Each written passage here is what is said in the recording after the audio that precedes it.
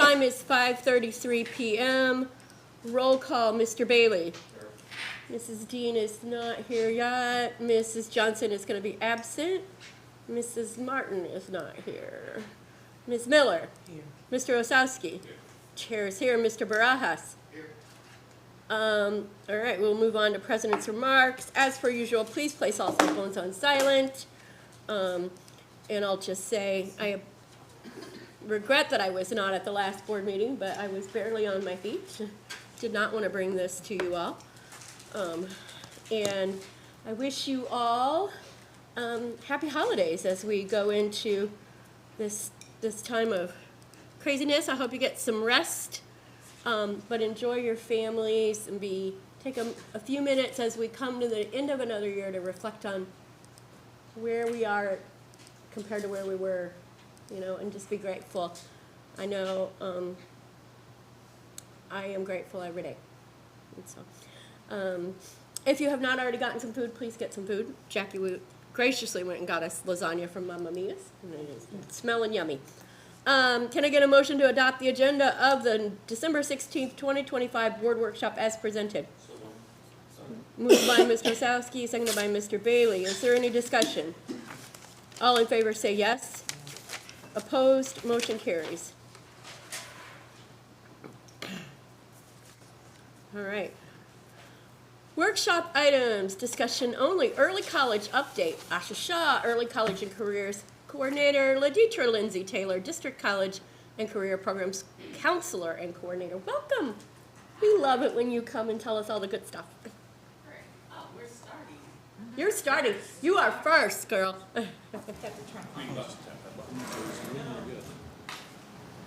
All right, good afternoon. Like Ms. Primore said, my name is Ms. Laditra Lindsay Taylor, and this is Asha Shaw.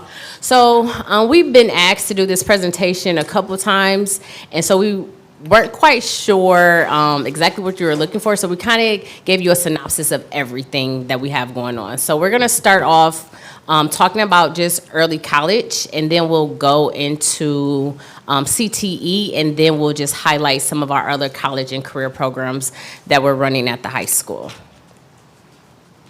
All right, so overall, our college and careers vision is to cultivate an environment where students are equipped with the proper knowledge, skills, and confidence to discover and explore their interests necessary to successfully complete post-secondary training, resulting in the ability to take care of themselves and their families. So, early college.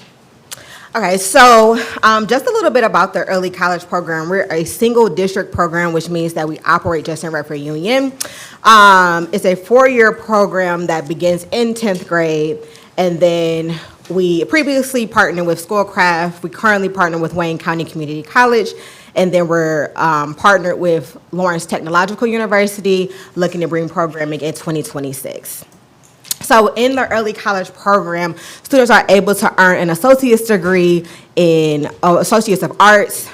They'll also have early childhood education, teacher education, media arts production, and computer science. They have the opportunity to get Associates of Science, Associates of General Studies, and thank you.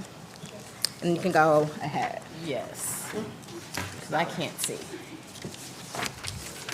Okay, so our students are primarily at Wayne County Community College. So they are at the Northwest campus. That's about a 12-minute drive from here.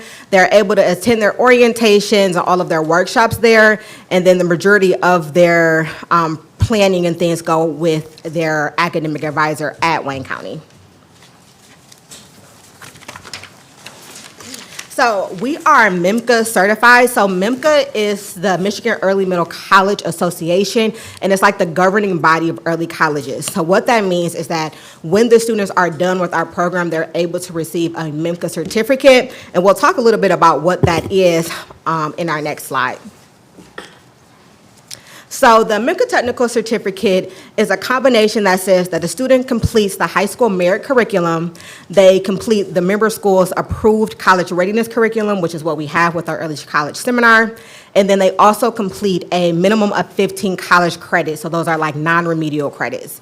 And then they also have a hours requirement, so they can do 100 hours of verified community service, 40 hours of job shadowing career exploration, or a combination of both for 70 hours. So the way that this is set up is, if you look here, this is our 5-year plan of study. So if you're looking at the plan of study, it shows how every student is able to meet their goal of completing the Michigan Merit Curriculum, the Michigan Transfer Agreement, the MIMCA Technical Certificate, and get an associate's degree. So it's planned out for the students so they know exactly what they need to do every single year to get those things. And it shows which classes that they may take at the college that will also go for the classes that they take at the high school. So for example, like American Government is a class that they need to graduate from high school, but they take that at the college. And so it gives them credit for both. Right, you get, we call it double dipping, but yes, you get the credit for both. And we have one of these programs of studies for each of our pathways. So when you're looking at the timeline, in 9th grade, students are going to apply, so they're taking their traditional high school schedule. When they apply and they are entered into the early college program, they start in 10th grade and they start by taking one college class a semester. And they take that as a cohort model, and they take that at Redford Union High School. So that gives me the opportunity to talk with the professors, also gives me the opportunity to see where students may need a little bit of redirection, a little bit more support, and it sees like if a student is ready to take that step to go to the college campus, which happens in 12th or in 11th grade. So in 11th grade, they take 3 classes at the high school, they take 2 on the college campus, and then we begin that early college seminar, which is that approved MIMCA College and Career Readiness curriculum.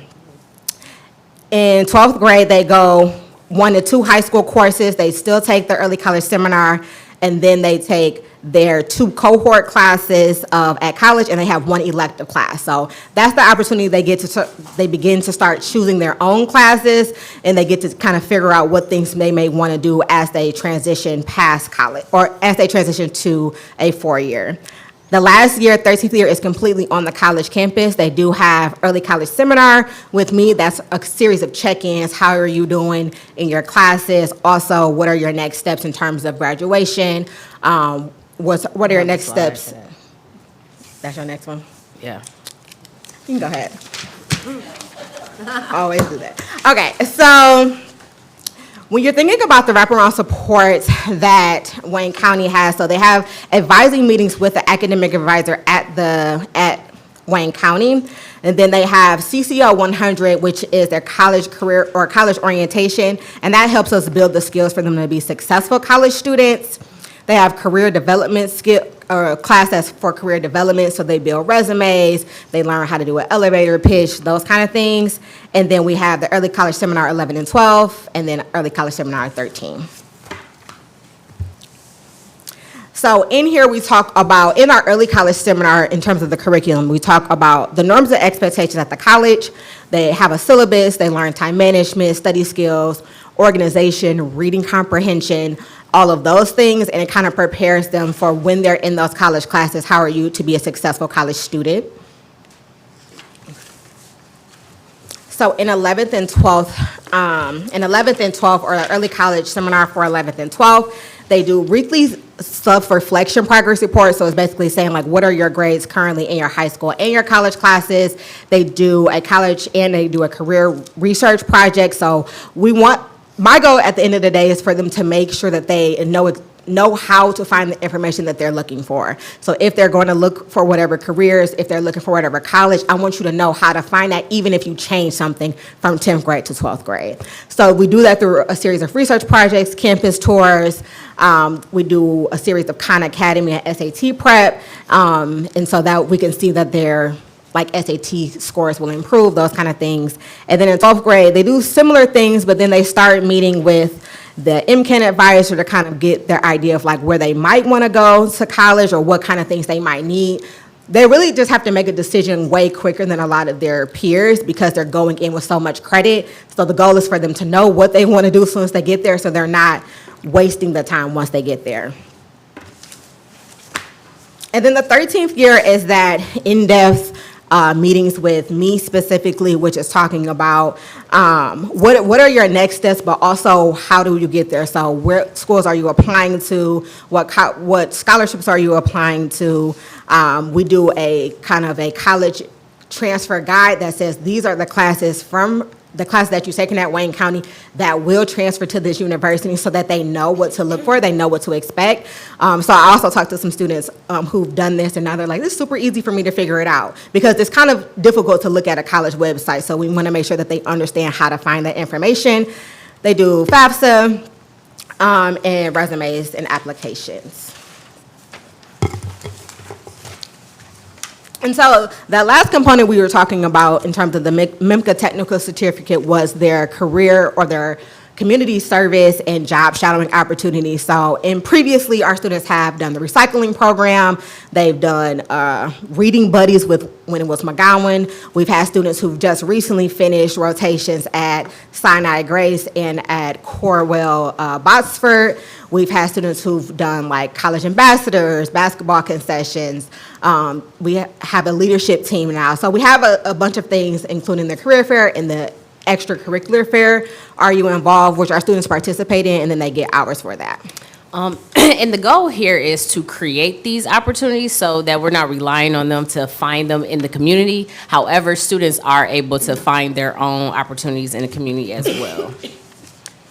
And so, not to go over this too in depth, but these are just, they have verified community service verification that they do. So this is what they submit to us when they've completed those community service hours. And then on the next slide, it's a similar form for job shadowing. So when you're doing the job shadowing, what did you do? What was your reflection? Were you on time? Those kind of things. And then as we look in bringing in new cohorts, we don't have any requirements per se. So we have multiple variations of GPAs. We do look at attendance just because attendance will indicate if you are going to be successful. But we don't have anything that says that a student can't be in a program. We look at it as a totality, and we make decisions based on each individual student. And then we look at what the parents' responses are and what the teacher recommendations are. So a teacher may have a student that they know will be very successful in this program, and that might weigh heavily on if that child is able to be in the program. And then we always say this to everybody: 10th grade is a probationary year. It just means that we may have a conversation and you may decide that this is not the program for you. You also may see that you might not have the behaviors that will make it successful for you to be in the program. And I'm never about holding a student back. I always want to redirect them to what will make them the most successful, and for them to get their high school diploma, their associate's degree, and all of those things. And I just want to add, the reason why we don't have requirements to get in the program, because the program originally is intended for students who wouldn't otherwise go and seek post-secondary training, in addition to students who may come from families who have multiple students that are going to college. So we get a lot of siblings as well. So we're just trying to make it as accessible as possible. So our current demographics, we have 80 students between 10th and the 13th year. The breakdown is about 65 African American, 25 Caucasian, 10% Hispanic. And then the breakdown is about 58 female, 42 male. And we have about 77% of our students who are first generation. So this is their first experience in college. And then we can go to the next one. And so as we're looking at it, we have 9 cohorts in total. We have graduated 5 cohorts, and just a little bit about our first cohort, because that's like our baby. I'll let Laditra have it. Yes, so our first cohort graduated in 2021, so you all remember what happened during that time. Yeah. And so that's why I'm so proud of them, because they still managed to get through. So we had 22 students complete the program. 17 students earned their associate's degree. 1 earned a certificate in welding tech, and he went on to complete a second apprenticeship. We had 1 earn an associate's degree and a certificate, and all students earned the MEMCA certificate. Now, for the remaining cohorts. So as we look at all of our cohorts, we have a total number of 74 students who have graduated, and 47 of those students have received an associate's degree or credential, which is about 64%. And then 100% have received a MIMCA certificate. And when we look at the average number of credits, our students are having about 60 credits or about 58 credits that they're able to take with them. So it really means that they might have missed one class, but they're taking a significant amount of credit to that next institution that they're going to. So, career and technical education.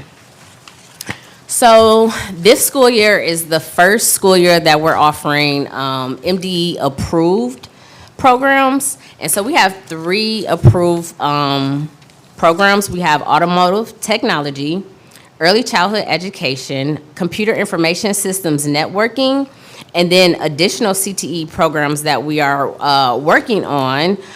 We have computer information systems cybersecurity, so the approval is in process. And then we're working with Lawrence Tech University for media broadcasting arts and digital media arts. All of these programs can be completed in 1 to 3 years, starting in the 10th grade. And then we are still partnered with Wayne County Community College. I'm like, I'm missing a word. Weird. Right. And Lawrence Tech University as post-secondary partners for CTE dual enrollment or CTE early middle college. So each secondary state-approved program is required to integrate these 4 components. So classroom instruction, of course, you know, the book work, laboratory learning, so the hands-on skills, work-based learning when they go out and get that work experience, and then student leadership where they're attached to some type of student organization, or we can create our own leadership opportunities within the school. So those 4 components have to be present in our CTE programs. So now I'm just gonna go over each individual program because they're new. So for our automotive technology program, currently we have 41 students that are enrolled in our Intro to Auto course, and we have 27 students that are enrolled in our CTE Auto 1. So those 27 students are the students that are starting on that track, and those 41 students, that intro class, is to get their interests. So students can take that class, see if they're interested in it. If they are, then they move on to CTE Auto. So students can start in the 10th or 11th grades, and they can complete the program in 2 to 3 years, even though our goal is to complete it more in 2 years, because we know our students are transient, but we do have the opportunity to kind of stretch it out for those who need it. With this program, students can earn their state of Michigan mechanic license, a couple of ASC certifications in all 8 areas. Please don't ask me what those are. I'm not privy to this auto technology terminology. And then they can also receive various Ford ACE program certifications. So we are partnered with Ford. They have a program called Ford ACE that they want all of their employees to be familiar with.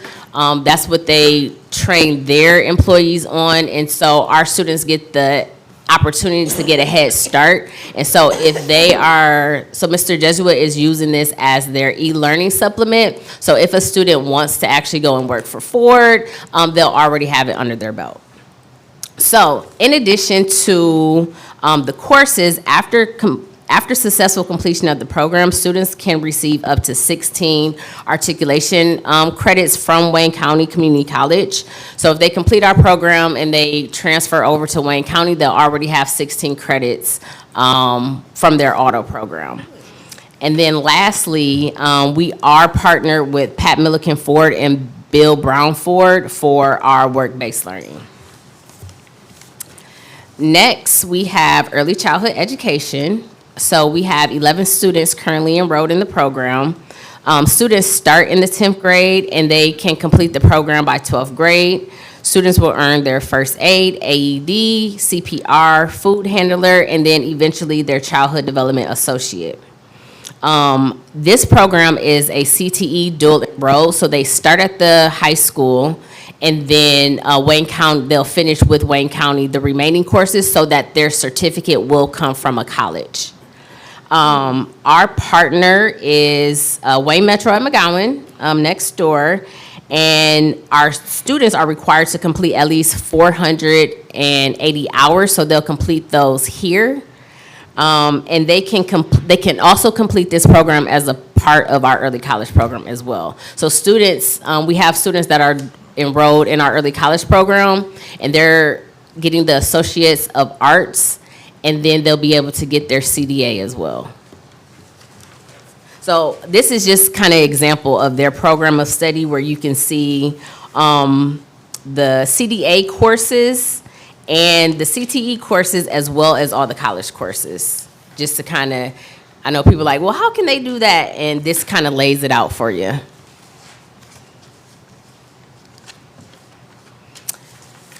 Next, we have computer information system networking and cybersecurity. So we have about 40 plus students enrolled in the program across across 3 sections. It's open to 10th through 12th grades. Students can earn networking plus, security plus, and various micro credentials through CompTIA. The one thing I like to highlight about these programs are that these are just a 1-year program, so students will take 1 hour for both semesters, and they can earn networking or cybersecurity. I've seen some job postings for if a student has a high school diploma in security plus, they can come out making 60 plus. So these programs are very lucrative for our program. So we're trying to get as many students as possible into programs like this where it's only 1 year. Can I And be part of this program? absolutely, absolutely. I have a high school diploma. Right. But also, after successful completion of the program, students can receive up to 16 articulation credits from Wayne County and CIS courses. So if they are in the early college and they do Mr. Cook's program, they can already get their certificate with an Associates of Arts. If they go to Wayne County after high school, they'll already have 16 credits waiting for them. One new thing that we have that we're excited, our students will participate in Cyber Patriot for their work-based learning and their student leadership. So Cyber Patriot is an organization. It's kind of the opposite of hackathon. So we're on the defense, but it's a great way to get more students involved. Our students are very competitive, and they can, go to the state level. They can go to the national level. It's something that really gets students involved. So we're excited to start working with that program next semester. I just did. Oh, well, so essentially it's through the state. It was created as a way to create a cohort of people that will help us protect our nation. Yeah, so yes, huh? Yeah, our infrastructure. Yes, I'm not privy to these. That's why the CTE teachers are the experts. So is this military? Huh? Is this military? Yes, It could be. yes, could. No. Yes, you can use it for military, I understand that. But is the military behind that? Yes, they are. Yes. Because they're looking for a cohort of people. So when you get to the national level, they showed us this video of students, getting jobs and, things like that. Like they're really poaching these students to protect our nation. So yes. So this is a cohort that they can have names to, that they can draw upon? Or, It's a competition.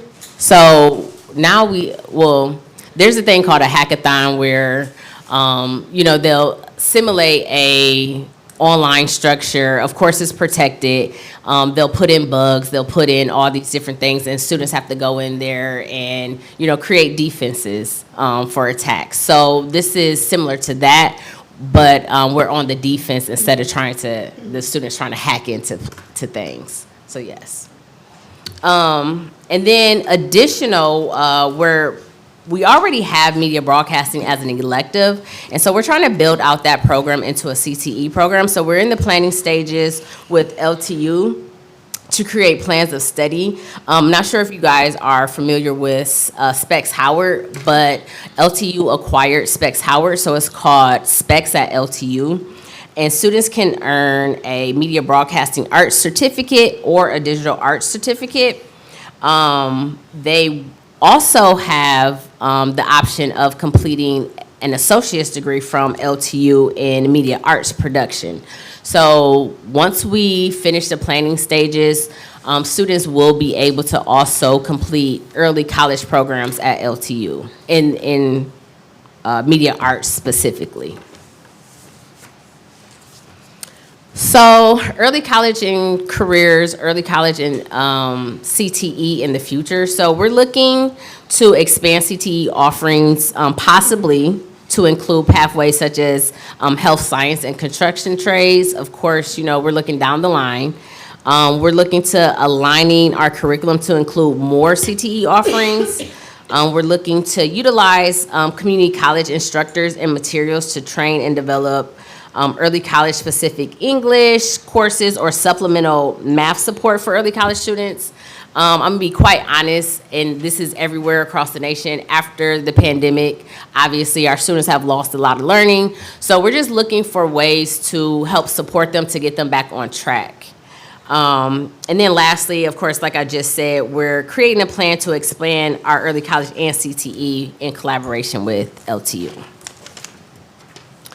And then because we do work with a lot of other additional college and career programs, we just kind of wanted to give you a highlight of the 3 other programs that we work with in the school. So we have Detroit Regional Dollars for Scholars, YMCA Achievers, and Women of Tomorrow. Did you want to go over Dollars for Scholars? I can. So Dollars for Scholars is a college and career program. Right now we have 28 students. They take a cohort of 10 in a year. So we just brought on our newest cohort. The objective of that program is to inspire and prepare students to succeed in life after in high school. Basically, they go on a series of workshops where they are exposed to different colleges and things like etiquette classes, luncheons, networking, fundraising, things that they can use. So just a couple of weeks ago, they had an entire program where they were learning how to have etiquette. How do you sit at a table, have lunch, how do you network with certain people? And so when the students complete this program, everyone gets a $4,000 scholarship. So we just had our first cohort graduate. All of our students got the $4,000 scholarships, and then one of our students got a $10,000 scholarship to Grand Valley, so that was super exciting. And it was good because what they do is they do a lot of networking throughout the time that they're there, and so they literally called me, their director called me and said, do you have this student, can he complete this application by this day? And he was able to get it. So I'm super excited about that.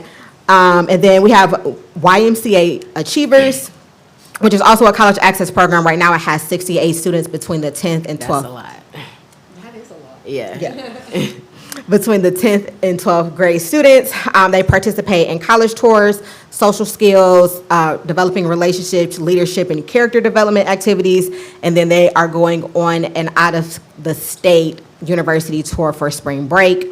And lastly, we have Women of Tomorrow, which is a young women's mentoring group. It has 30 students between 9th and 12th grade, and those students also participate in college and corporate business tours, self-esteem building, positive peer interaction activities, and those students are also able to apply to multiple scholarships when they are done with the program.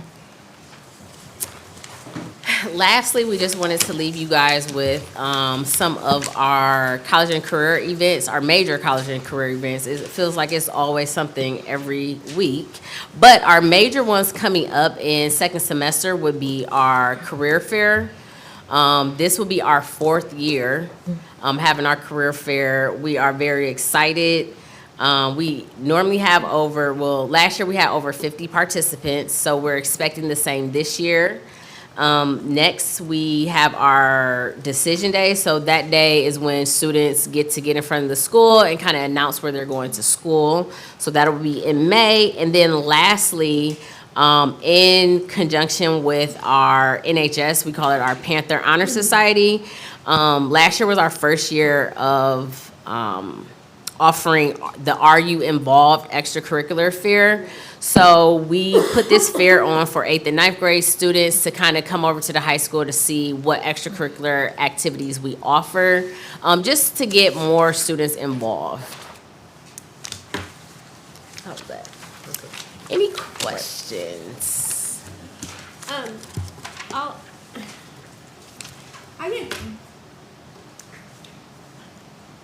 I love this program. I've loved this program since the onset. I'm actually super emotional about it because when I see 77% our first generation college students, we're creating the opportunity to create generational wealth for Yeah. people who may not have ever had that opportunity. I think back to when my middle son was getting ready to take, I think we gave the ACT then, and we didn't have a program like this. And he said to his teacher, he said, I don't know why I need to do well on this. My parents cannot afford to send me to college. And let me tell you, we sent our kids to college, but we sent our kids to college with a lot of prayer, a lot of grace from God, and a lot of help. And his teacher looked at him and he said, you know, there are programs for kids just like you, right? That's why we need to do well on this program, on this test. And so to hear, you know, to give people who may not think that college is ever within their grasp, or a career that they can leave high school and make $60,000 a year and not have a couple $100,000 in college debt, it's giving them hope. It's giving them a future, and I love it. I just I'm so grateful for what you do for our kids and for what this program does for our kids. Thank you. Thank you Thank so you. much. Thank you. Thank you. Thank you so much. On that, I love that we're expanding our CTE because, you know, that was a question we raised as a board. Well, we've got automotive, we heard we've got automotive for years. And I'm like, we're building this CTE wing. We need to be bringing something more than automotive. I love to see that. We all know cybersecurity is the wave of the future. I know a few years ago there was talk about partnering with a program called, I believe at Madonna, to get kids a path to be educated, because we have an educator shortage in this country. I don't know where we stand with that, if that's still a wave of the future. And then how can I get people in touch with the women of tomorrow? I have some wonderful women friends who are engineers, who are extremely professional. Yes. They would love to mentor young women in this. I also am deeply, deeply connected with some highly successful Mary Kay ladies who would come in and gladly guide them with. That would be wonderful. professional ones. They're always looking for mentors. So yes, I can send you an email and I can connect you with the sponsor, which is Miss Carlton over at the junior high. I would love to. Absolutely. Thank you. You're Thank welcome. you so much. Thank you. Is there any further? Who else? I did want to address, so we do, and it's new this year, we did add a teacher education pathway. It's pretty similar, To Wayne County. Yeah, to Wayne County. It's pretty similar to our Associates of Arts. When they get to their electives, they can fill those in, and then we, of course, help them transition to a four-year. We know there's a lot of different resources for teachers, and so we also connect them with that. But this is our first year offering that option. And I just talked to one of the students before, but one of our students from like 2 years ago, he's graduating this spring or this coming spring from Eastern with his teacher education. So even we have students who we just helped kind of cultivate that pathway for them until we can get like an actual program there. But they're there just so they can get it. And he called us because he has been subbing in Ypsilanti, and it's been a very good experience for him. So, So we'll take it, right? You're right. Come home. Right, exactly. Yes. My Yes. nephew is 100%. just finishing his student teaching. He lives in the UP. It took him a long time to get his student teaching done. But he was in a Zoom call recently with a fellow student who's a special ed and was looking at Redford Union. And I said, you tell her to come. We'll take her. Our weather is better than the UP. Come on. Exactly. I'm Sure. like, send me her name. Mr. Bailey. This future in focus, is that just Redford Union, or when events like this is being held and resources are being pulled in, is it just siloed into one school district, or is there cooperation where one effort can accomplish many things? No, it's just Redford Union in the junior high, like 7th through 12th grade. So is there an advantage not working with other people, bigger and better or wider? Honestly, it's just about capacity. It's just me and Asha at this point, so we can only handle 50 participants and almost 700 students at one time.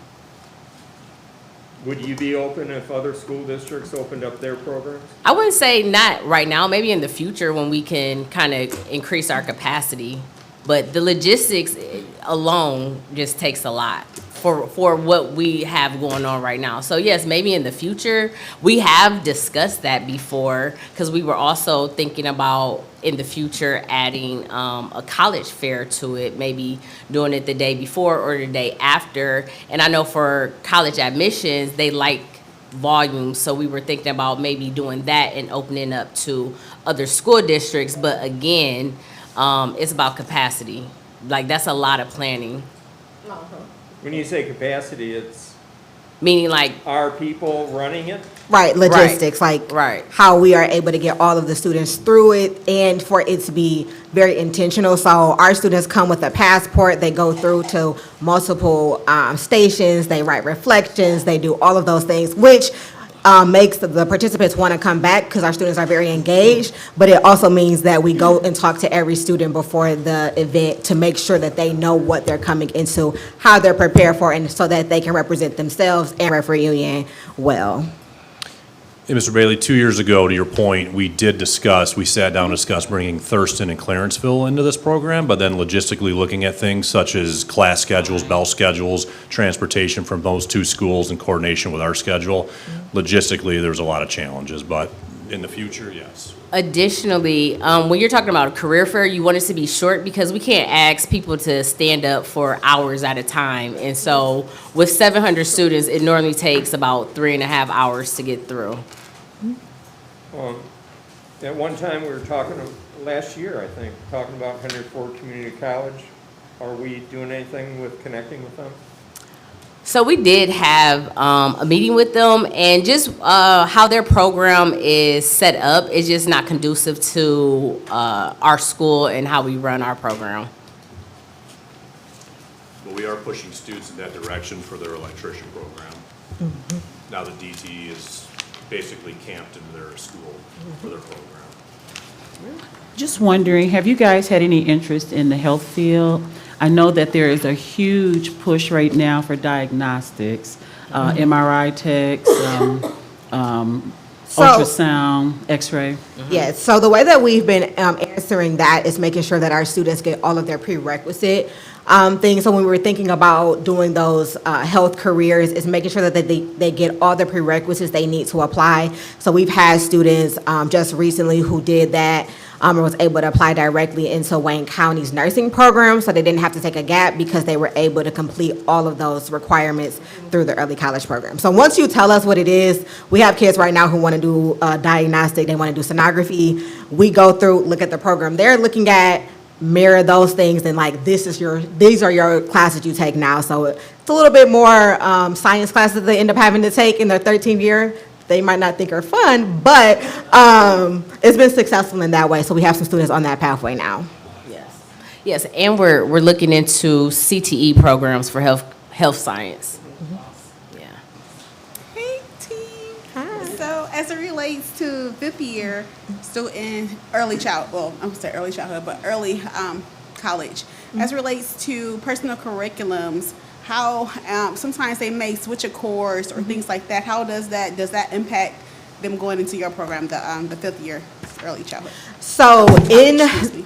So you're talking about early college, correct? Yes, early Okay, college, so sorry. in the 5th year, what we do is, before they leave in 12th grade year, they plan out their entire year, and then I go over it to see if it meets all the standards for their remedial centers for their merit curriculum, so make sure they can get their high school diploma, and then whatever their pathway that they have indicated to me is.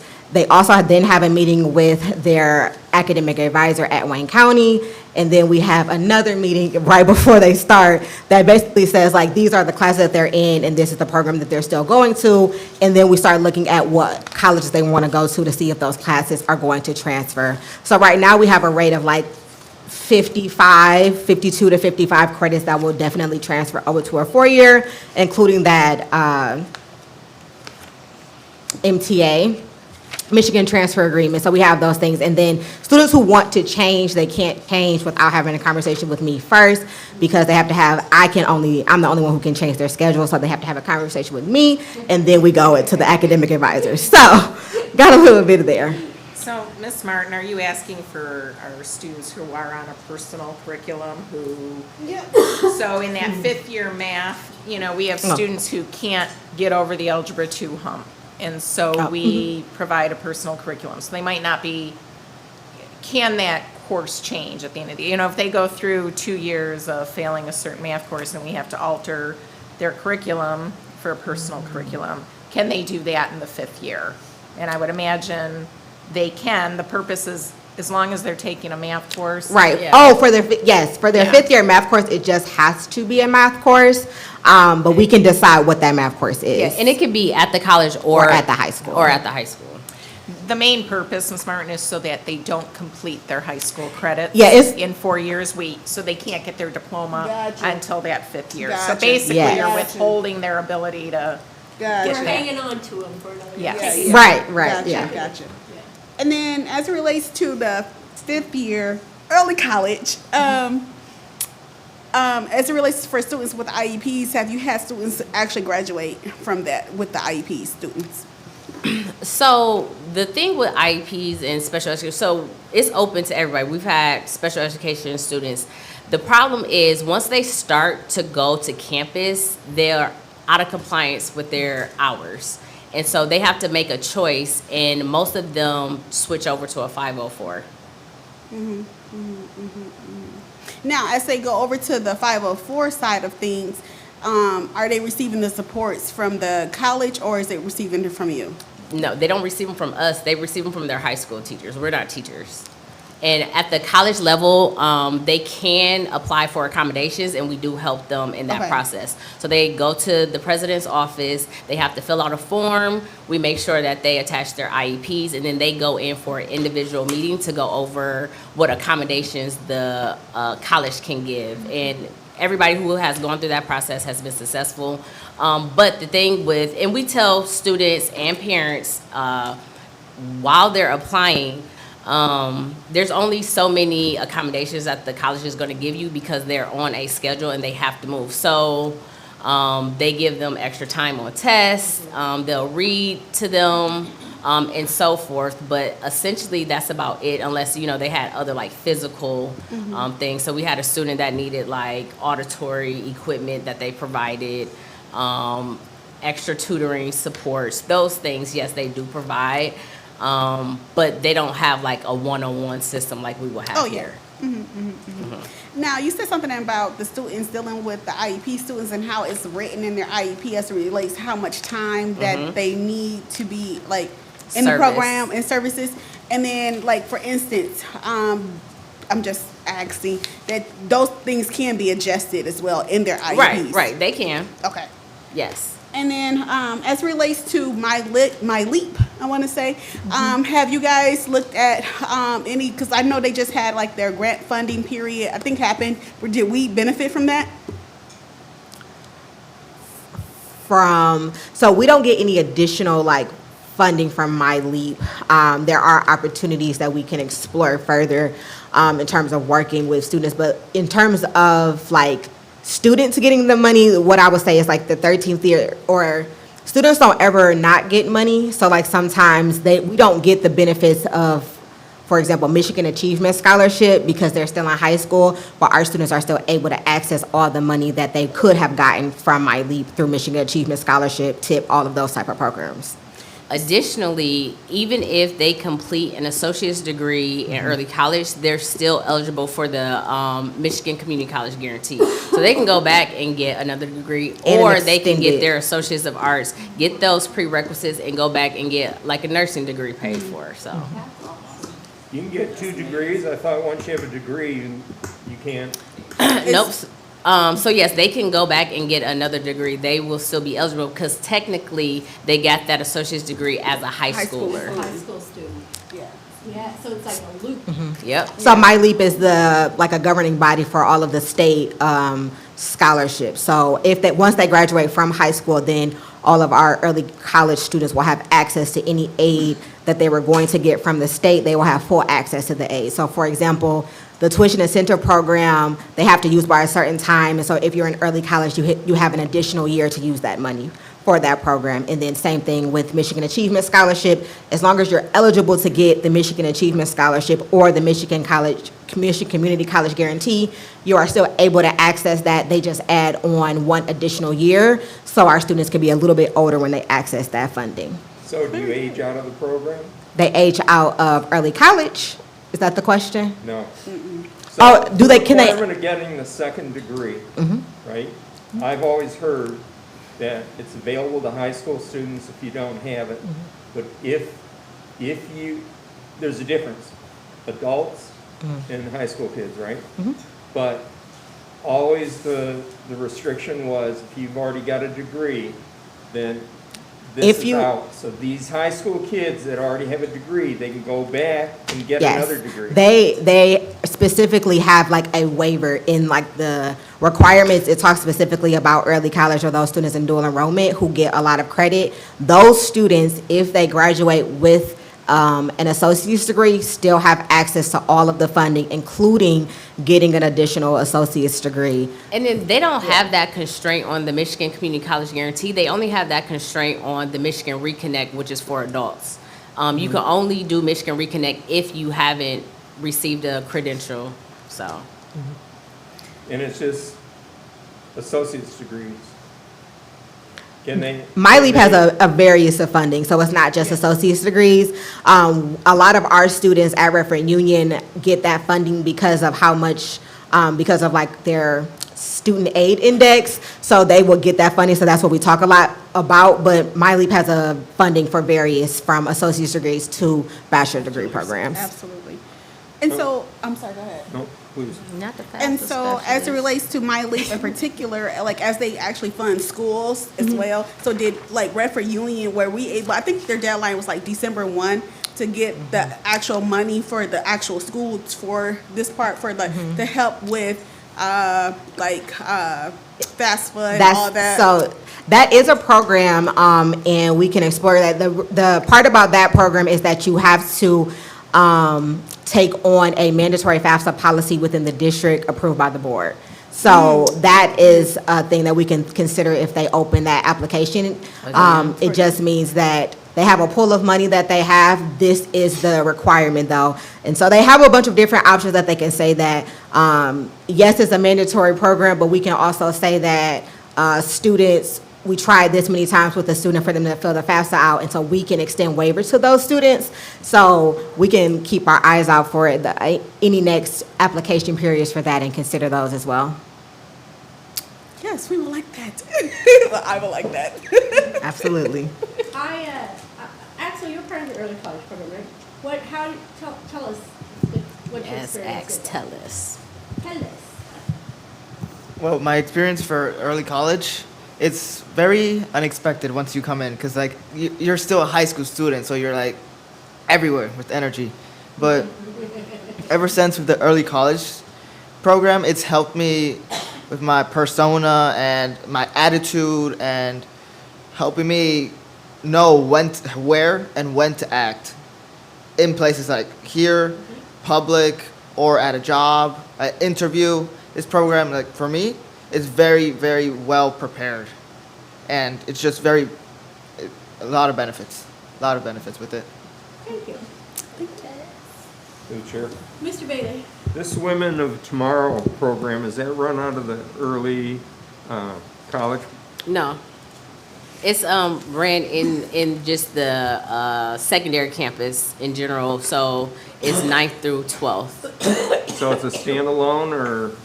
Yes, it's a standalone. We work with them when they get to the point where they're applying for the scholarship because it's an extensive application. And then we both used to be sponsors, so we're very familiar with the process.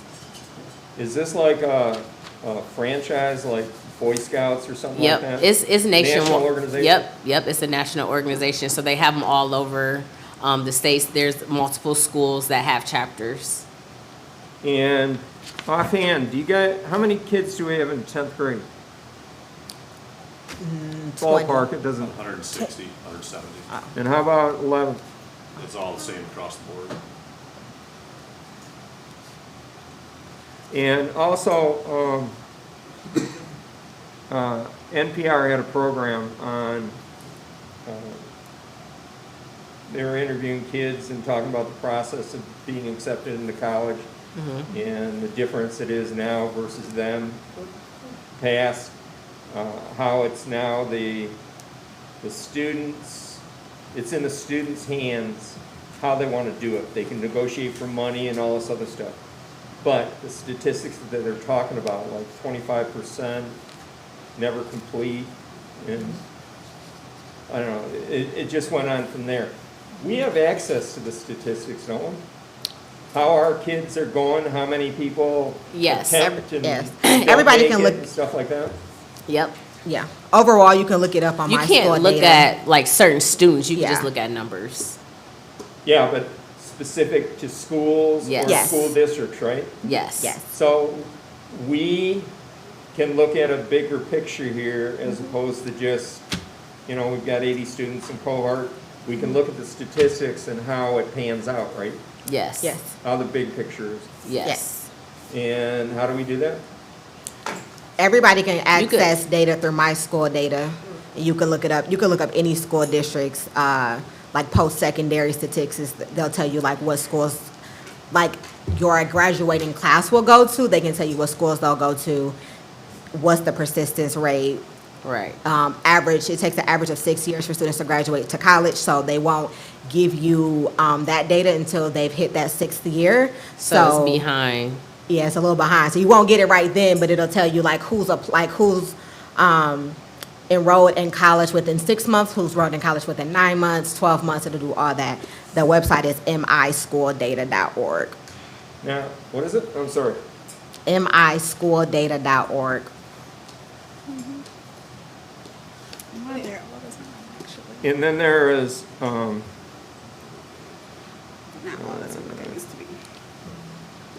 I don't know, it slipped my mind. Okay. I think we could probably ask questions all night, because we're passionate about this program. So let's kind of wrap this one up. Okay. Wait, I think I Oh, have one wait. more question.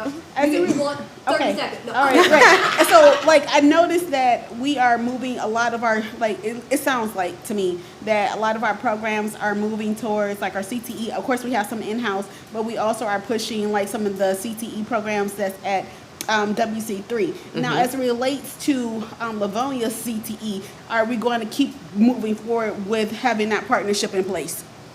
That's an admin question. So that partnership is exclusive to day treatment right now. The high school, we did have an agreement with William B. Ford in Westland for many, many years. Phenomenal program out there. The problem was they were losing too much money for splitting their FTU. So Dr. Shivers made the decision to do away with that partnership. I know we've had conversations in-house in the last year about expanding the Can you use opportunities the for mic? kids I'm outside sorry. the Can you use the district. mic, please, sir? Expanding the opportunities for our kids outside of the district. So I want trades. Selfishly, whatever you call it, I want trades for our kids. We understand the infrastructure that has to come. We have to build a warehouse. We have to put a lot of equipment in there. We don't have that money, right? So there's only X amount of grant money dollars out there.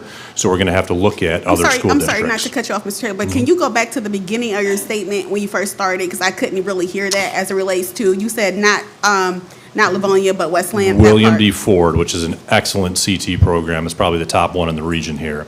We did send students over there, mainly for nursing, mainly for culinary arts. We probably, Judy, 60, 70 kids a year were signed up over there.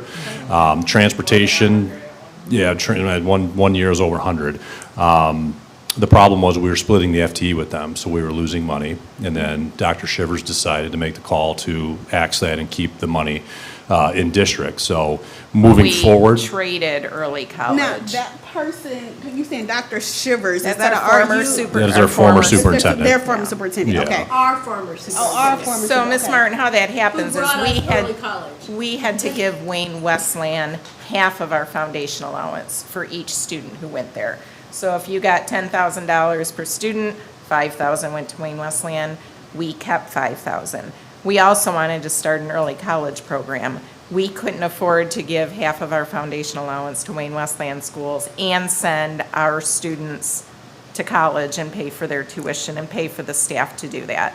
So at the time, that's when Dr. Shivers said we can't do both, and we wanted to give early college a try and then expand into CTE, and that takes a while, but these ladies have really built something from nothing. Absolutely. And, So now that we're developing the CT program, it's getting off the ground and they're doing a wonderful job with it. What we're not going to be able to provide our kids because of, again, like I say, trades. We have to have the space for it. We don't have the space for it. So we're going to have to start looking at other districts, whether that's partnering with South Redford, whether that's partnering with William D. Ford again, or setting them to the Taylor Career Tech Center. So there's going to be opportunities that we're going to have to explore to get our kids in there. But yeah, that's not out of the realm of what we want to do. Okay. So, so last year, didn't we sign the agreement for Wayne Westland last? For day treatment. It was for, so you were saying, so both of our things we signed for day, it was the Livonia and Westland was both for only day treatment? Any out-of-district CT programming is for our students that were over day treatment. Got you. Okay. Thank you for clarifying that for me. Thank you. I think the good news is, we're the largest landowner in this township. We own a lot of land that is sitting there being not utilized. And so I think the future is bright, given that we own the land and you just never know who you're gonna find that's willing to build a warehouse for us, right? And start a program. I mean, you know, when you start to read, look at how we've grown this program, right? We started out with like 30 kids, right? And we didn't know those, when Dr. Shivers helped you guys start this, and we didn't know where we were going to be. However many years we are now, 7, 8 years. 9. 9 years. Wow. 9 years in, right? We just knew we wanted this for our kids, and so we know. And I encourage you. At some point, it sounds like it's gonna get too big for the two of you. Right? And Absolutely. so then when it we want it to get too big. We want you to need to add people, right? Tell us when it's too big so that we know. It's too big. It's too big. Right. We need to find some money. I'm next. See, because we want to help. We want to help grow the program, and we don't want you. We love your commitment and your passion, but we also don't want you burned out, right? Because then you don't have it for the kids, right? And so we want it to be much bigger, way too big for you to have to grow your team. So. Absolutely. Thank you. All right, we are going to move on because we have budget to do, and that's a big topic. And it's 6:30, and Mrs. Cardmore is ready to go back to bed. thank you, Asha. Thank you, Asha. Thank you. Thank you.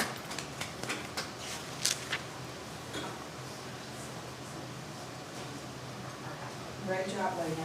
Thank you.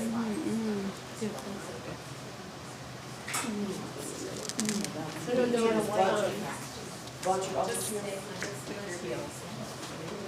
All right. Budget overview. Okay, so we're gonna take a minute. I'm gonna let. Do you want to get some dinner? Take a minute and get some dinner. And we'll go ahead and get started on the amended budget. this is everybody's favorite topic. It really is. Isn't it your favorite topic? It's riveting. It's like, Maria Kissinger, interim CFO, and she's gonna be asking us to take action on this in January, so make sure you pay attention. Children's. Thank you, everyone, for having me at your board meeting again. If you recall last year, I don't believe you amended your budget until April. So was it June? I don't know. It was late in the year. But I didn't want the situation to perseverate because of the district's condition of their finances. So it's important that you understand where we are at sooner than later. So let's start with page 2. This is your revenue. We had originally projected that your revenue was going to be $40,196,354. I have it coming in at $40,043,571. So just a little bit higher than what we had originally budgeted for. The revenue or the enrollment was projected at 2,379 students.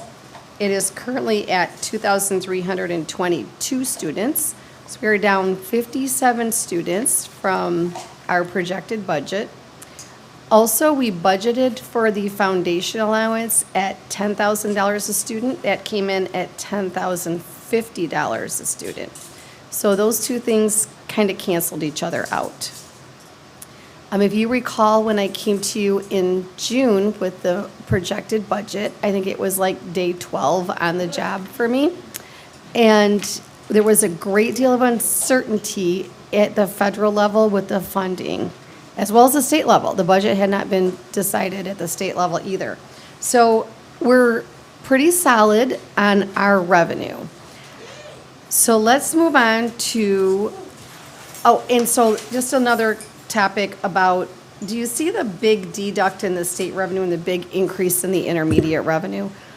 That is just the way that the revenue is being classified. We get reimbursed from Wayne RESA for our unreimbursed SE 4094 and SE 4096 costs. And for some reason, Mike had that in state revenue, but it's really coming from RESA, so it should be an intermediate source. So I just moved it. Yeah, so I just moved it into the right bucket. So just so you know, there's a great deal of cleanup that's currently going on in your general ledger. I think I've spent the last 8 days solely focused on your district night and day and going through your general ledger and cleaning it up. So I am definitely getting a really solid handle on the district's finances. Page 3. This is a breakdown of your revenue. If you scroll closer to the bottom, I have your fund equity at 5.57%. The projected budget had it at 5.95%. If you fall below 5%, at or below 5%, which they might consider this 5%, I don't know, you will get, it'll trigger the early warning legislation. And then that will also trigger all kinds of reports that we need to file at the state level just to stay off the state's radar screen. Now, interestingly enough, I have already been contacted by the State Fiscal School Accountability Agency. And they said, hey, how come you cut your fund equity in half? And I said, how did you know? And they said, well, we pulled it off your website. So let's think about that. There's 577 public schools in the state of Michigan. What are they doing? Going through every district's website and pulling, I don't know. I'll tell you, I'll give you some history on that. Yeah. It's because, first of all, that it's a big. No, they told me they pulled it off our website. Yeah. They keep a very close eye on us. It's Oh, because okay. This district Okay. had a history Okay. of climbing out of deficit. Right. And then falling back into Okay. deficit. Now, we've been out of deficit, we've had a healthy fund balance for years. Yes. But Treasury seems to have this laser Okay. focus. That makes sense then. Like my first year on this board, we were called to Lansing, and the board Oh, yes. Oh, yeah. sat Yes. in a room, and Yes. basically we were said, they told Yep. us, balance the budget, or we will hold you Yes. criminally accountable. And we were like, "Whoa, Criminally. okay. Yeah. So, I don't ever want to, yeah, that's why. So They say watch us. I called them and because remember, this isn't the Michigan Department of Education. These are not my people. These are people from a whole other branch of the school fiscal accountability. So I called over there and I said, hey, I got your stuff. We're not at 5%. What do you want? What are you bothering me for? And he said, it doesn't matter. You're close enough. You've triggered our interest. You need to fill out this, what are you going to do about it kind of documentation, which I did. And then I proceeded to explain to him, because I didn't want him to think that the district didn't have somebody experienced sitting in the seat and that we were in some kind of free fall and nobody's paying attention, right? So I did. And I said, hey, just so you know, I'm retired. I say Brighton Schools. So just so you know, Brighton Schools, and I work there. That number at the bottom of page 3, where you have $2.2 million, theirs was minus $8 million. Okay, they didn't have a dollar in their bank account. They were busted flat, bankrupt, minus $8 million. And so he said, Maria, I worked with you when you worked in Brighton. And I was like, thank God, because then at least he knows we're going to do this, right? Okay, so. I love that you said, by the way, Yeah, well, I mean, I didn't want it to come off like that, but there's plenty of districts that are in trouble, and they're like, everybody's asleep at the wheel. Didn't want him to know I didn't want him to think that was us. Right. Okay. Yeah. So like, as soon as he told me that, I was like, okay, we're good. He knows we're gonna get down to business here. Okay, so page 4. What are you doing? she's scrolling. Oh, no, you're doing great, Vienna. Okay, here we go. Okay, so page 4, these are your expenditures, and they have increased by $1.8 million. So if you look at where some of the increased costs are, you can see that the big area is in operations. So I started to dig deeper into that to try to figure out what was going on with operations. And I do have a list of things that we said we were going to cut in operations that have not panned out. So, for instance, if you're interested, I have a short little list here.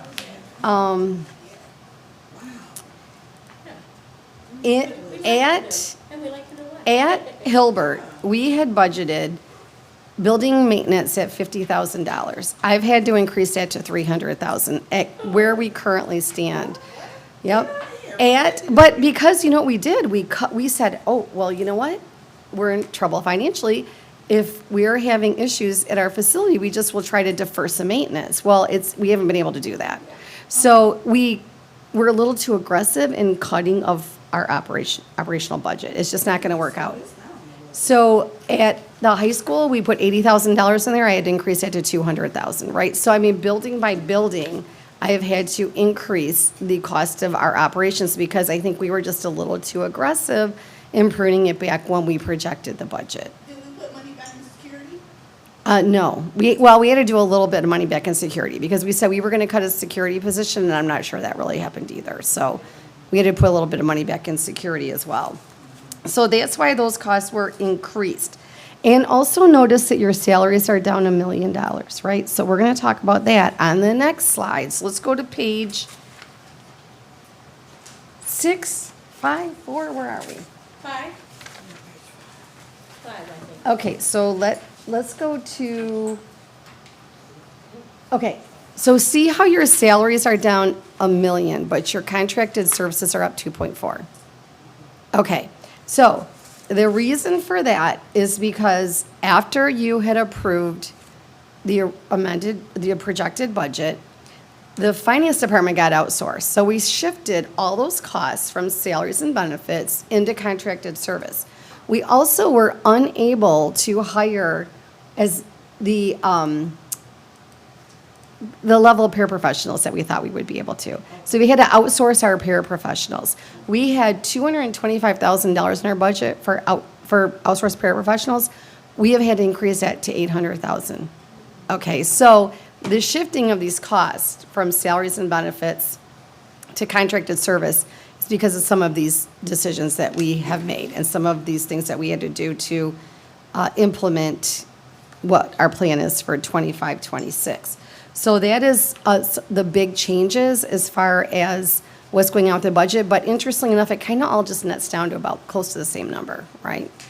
So if you want to switch to page 6 and 7, which Kim is on now, this is a breakdown of our function and object code by how we spend our money. So you can see across the board where all of our money is going. And interestingly enough, we barely spend any money in capital outlay, right? We've got an active bond issue. All those costs are being shifted over there. So that is our breakdown by object and function code. Page 8, we're moving on to food service. Just small tweaks in our food service budget. At the bottom, you know, we keep getting this notification that we have excess fund balance in our food service account.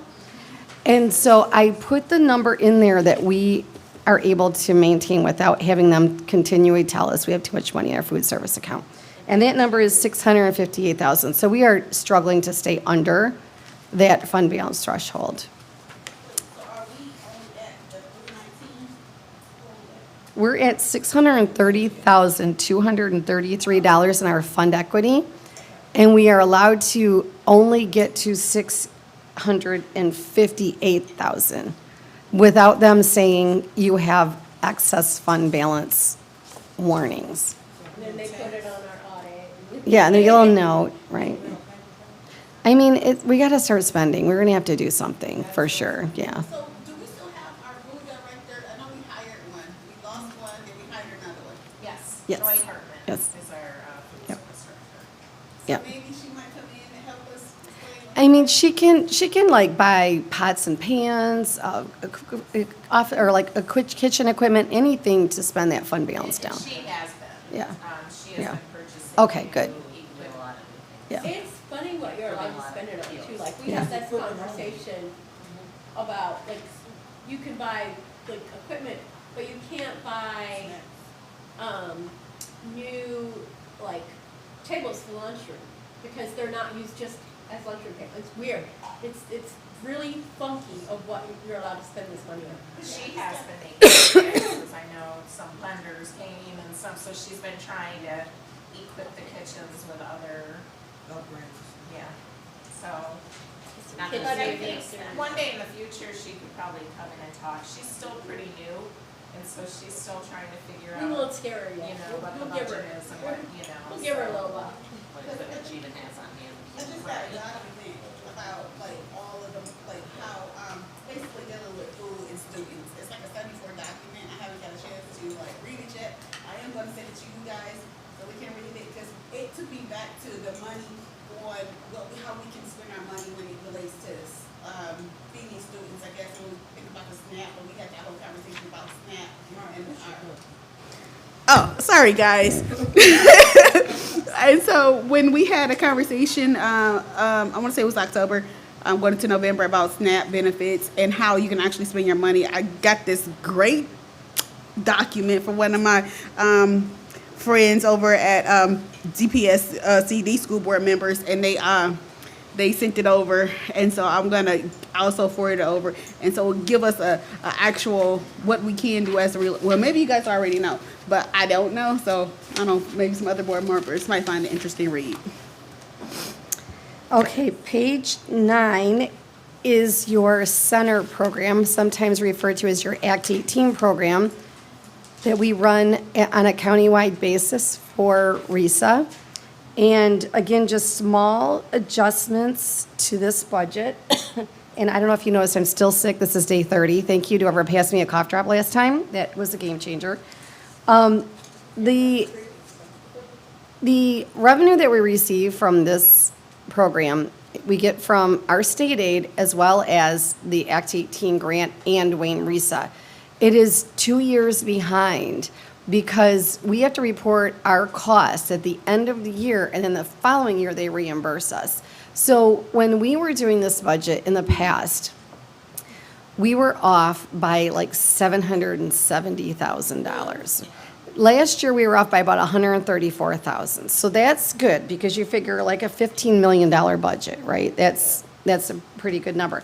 So I'm anticipating that we are going to continue to budget closer and closer to our actual costs so that we, 2 years from now, don't have a big surprise in that we have to either pay back RISA, which is the case this year, or they have to give us more money than what we were originally anticipating. So I work very closely with Tamara Dillard and Robert Stern on this. They're coming to my office in January. We get quarterly updates from RISA. We work very closely with them on a quarterly basis. They're constantly monitoring us. I was at RISA on Monday for a grant workshop for this program to understand their paperwork because it's crazily confusing. And I not only have to give them quarterly budget updates, I have to file a final expenditure report every year on these programs. So slowly, again, closing in on all of the things that are happening in the district. Page 10. Wait, I'm sorry. You said Yes. that we owe RISA? They are going to take it out of this budget. How much do we owe? $700 and some $1,000, and it's in that 8.8 million revenue there. And it's just from overestimating what our costs were in 22, 23, or was it 23, 24? Because it takes 2 years to catch up to us. So when we tell them our costs and they fund us on our costs, Oh, yeah. and we're wrong, we got to give it back, right? And you can't fudge the numbers because they can look in our system if we weren't even providing the numbers for them. So when do they want their money back? They will take it in this year. They'll take it, they just won't fund us as much. So that 8.8 million, they give it to us, they'll just give us less. Less. Yeah, that's right. Oh, okay. So now, question: will they just give us less until it's paid off, or we? No, still they'll gotta pay take it in off? one fell swoop. We'll take it all the Yeah. time. Oh. So let's go to 26, 27, and you heard me say 135,000, right? I was under budget, so they're gonna owe us 135,000 in 26, 27. So we're gonna get less money. This year, more money next year. And then hopefully the following year. Yeah, eventually. Well, the closer we get to actual, the better off we are. Yeah. So we're gonna be playing this game for well, not- Forever. You'll keep doing it forever. The key is to budget accurately. Jesus. Now me. And let's, look, I'm not gonna we're not gonna kick our former CFO when he's not here. Clearly we had, the issues are coming to light. Okay. And I think some of that was his inexperience in this Area. area of Absolutely. educational finance. And I think that going forward, as we look to eventually, having a CFO who isn't an interim, that we look to that experience and that we let Maria guide us in who the next CFO should Well, be. and right, and the other thing is too, it's not like I'm gonna cut and run. I can show you the person how this works, right? I had to figure this out. So how's that gonna affect the program itself? It isn't. It So doesn't. It's not gonna affect No. the program. Nope. Nope. Okay. No, we run it just the way we run it. Remember, we're meeting the needs of our students as they come to us. Say that again? We're meeting the needs of our students as they come to us, right? So we're providing that service as required by law, and those are the costs that are incurred this year. Okay, page 10, debt retirement. This is just the long-term debt of the district we paid on the principal and interest. There was a bit of uncertainty when we projected the budget, because if you remember, we sold the 2025 bonds in June. We didn't have the debt schedules when I gave you the projected budget, so I was guessing at what the principal and interest is. Well, I have them now. So that's why you see the principal and interest, a slight decrease in both of those, because now I have the debt schedules, and this is an accurate reflection of what those are going to be. And this is just like your mortgage, right? Your mortgage payment never changes. So we've got your debt schedules out for 30 years. So these are good numbers here as well. And then lastly is your 2025 active bond issue. Yeah. This is the only capital projects fund the district currently has funded. You have spent your capital projects fund from the last two bond issues, and we are down to the 2025 bond that was sold in June, which is what I was just referencing on the debt side, right? Because if we borrow the money, we got to pay it back on the debt side. In this budget is every dime that I am projecting that we have in the 2025 bond that is to be spent, the $9.2 million. And so that's why the fund balance is zero, because I'm asking that the board will appropriate those funds to be spent by June 30 of '26. I don't know if we'll get there, but the fact that you've authorized that will help us continue to move forward with our capital projects fund. You may notice that in the original budget, those numbers are zero. The reason for that is because the board was never asked to approve a budget for the capital projects fund. By law, you're not required to. However, I think had this been prepared, it might have saved the district from some calamities that we have experienced, right? Because I think if you could see the numbers, you'd be like, oh my gosh, what am I thinking here?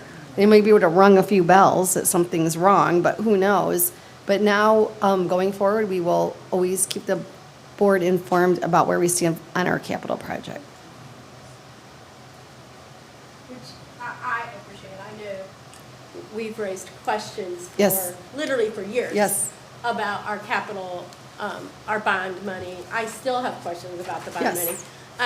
And because I know that we were told, everything was closed out, and then, we see invoices for things from, we see invoices in May and June from things Yeah. that were, from a year ago, and I'm Well- like, okay, but if we don't have any money in that old bond pocket, bucket of money, then is it being paid out of this new bond? I raised that question to Right, our auditor. and some of that isn't necessarily the district's fault.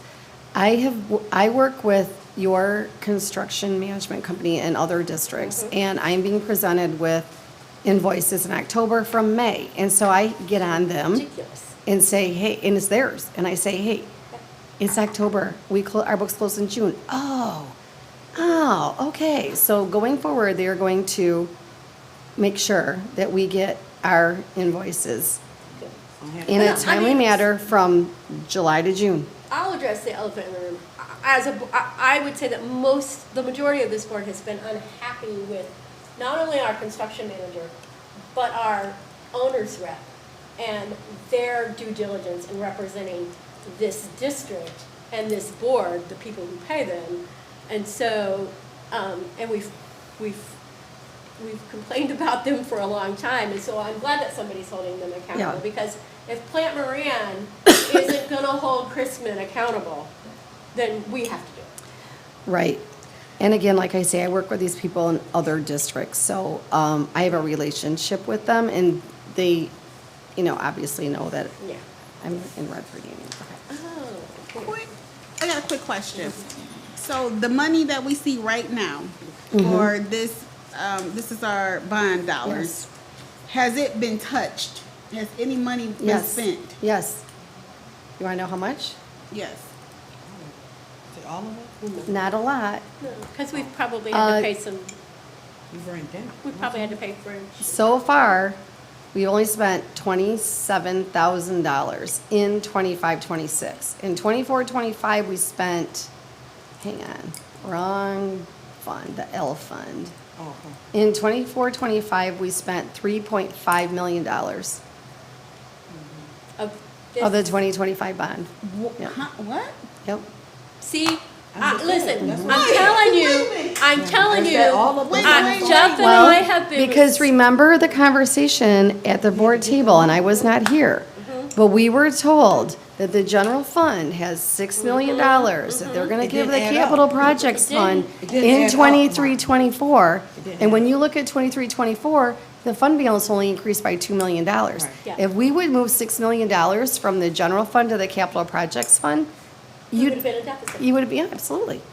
Yeah. And so this is my point about the capital projects fund. If somebody had been preparing a budget for the capital projects fund, it might have rung a bell that this plan is not achievable. We were So, wait. We were lied to. Wait, I'm We were sorry. lied lied to. to. We were lied to. We were lied to. So this, By our multiple new. No, I just don't think they knew. Our new bond money, right? Our new bond Yeah, money. this is what you have left to spend.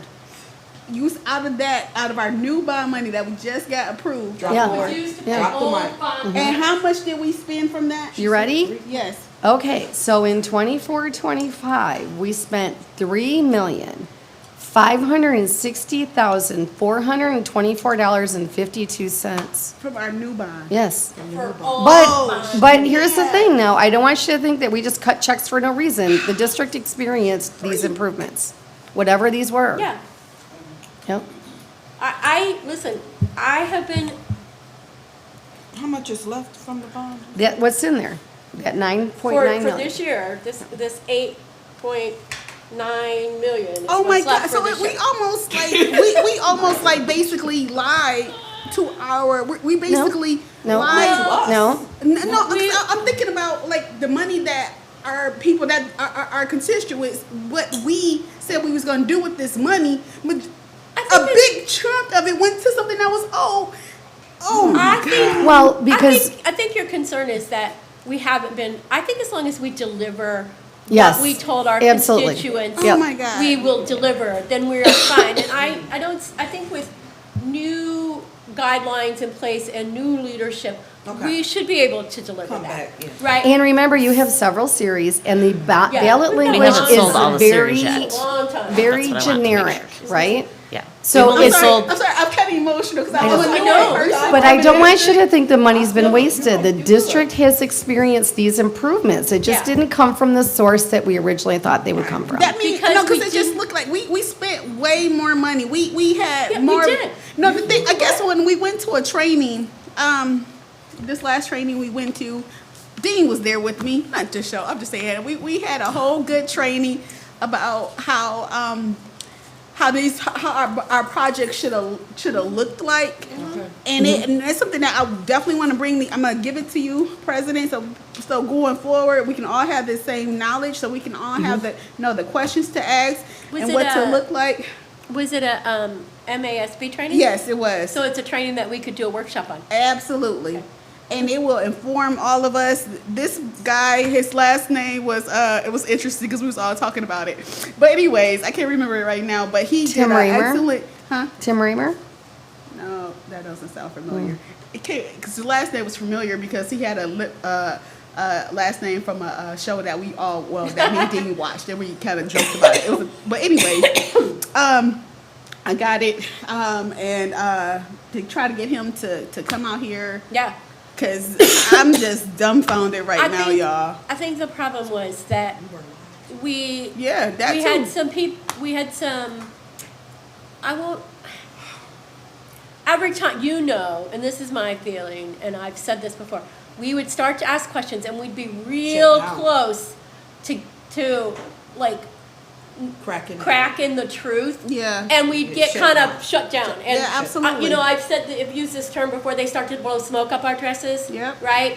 And Yep. it's because I think it's a combination of not having good bookkeeping / budgeting skills, and fear of retribution when speaking out against someone who said, "Don't tell the board that." Absolutely. Don't tell the board. And that. then also, think about this, y'all. We still in Title IX non-compliant with this field. with this softball but we field, will that be. we are not Title IX. Well, we're compliant with the softball field. We're not Well, compliant no, without no, having a because we baseball don't have a field. because We have a softball field, which is And not, so we had which we're did getting. this- So we had to build this project, and it now put us in we don't have a boys team. Right, so we're we not have a Title girls IX. team, but not a boys we team. have the teams, and they played, so technically we are Title IX compliant because they did play Yeah. last year, but we don't have the facilities on our grounds for them to be able to play on. That's where the and we think about discrepancy is.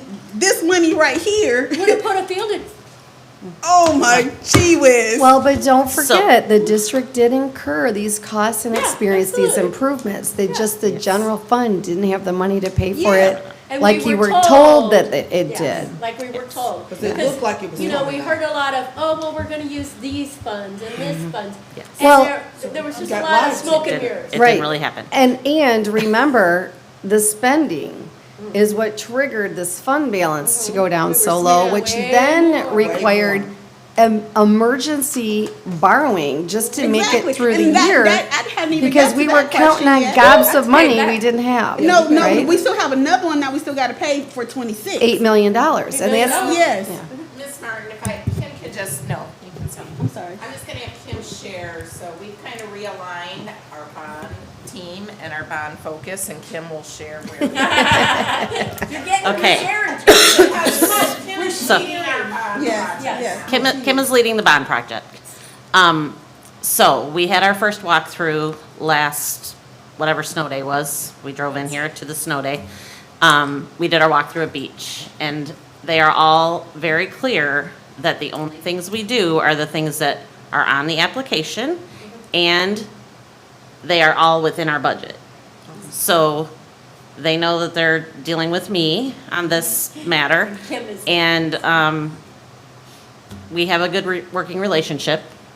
And I feel like they all understand where we're coming from. They know, they know that we need to stay focused on this one. I mean, not that I don't, and I will say, like Maria said, the things that we had in our last bond app, we did. So the money paid for what we said, it just didn't, the way it was said they were gonna. Well, But and it remember was- too, when this all started to happen, I was kind of like calling my people, like, aren't you guys watching this? But you want to know what? All they know is what they're being What they're told being by the told. district, Yeah. right? Yeah. So if the district finance person's saying, yes, If we here's did not this, have this bond, y'all, if we didn't have I this know, bond, I know, I know. Do you know how I was holding my breath to make sure it We would passed? not We have would be it in this year. deficit. We would not have it this year.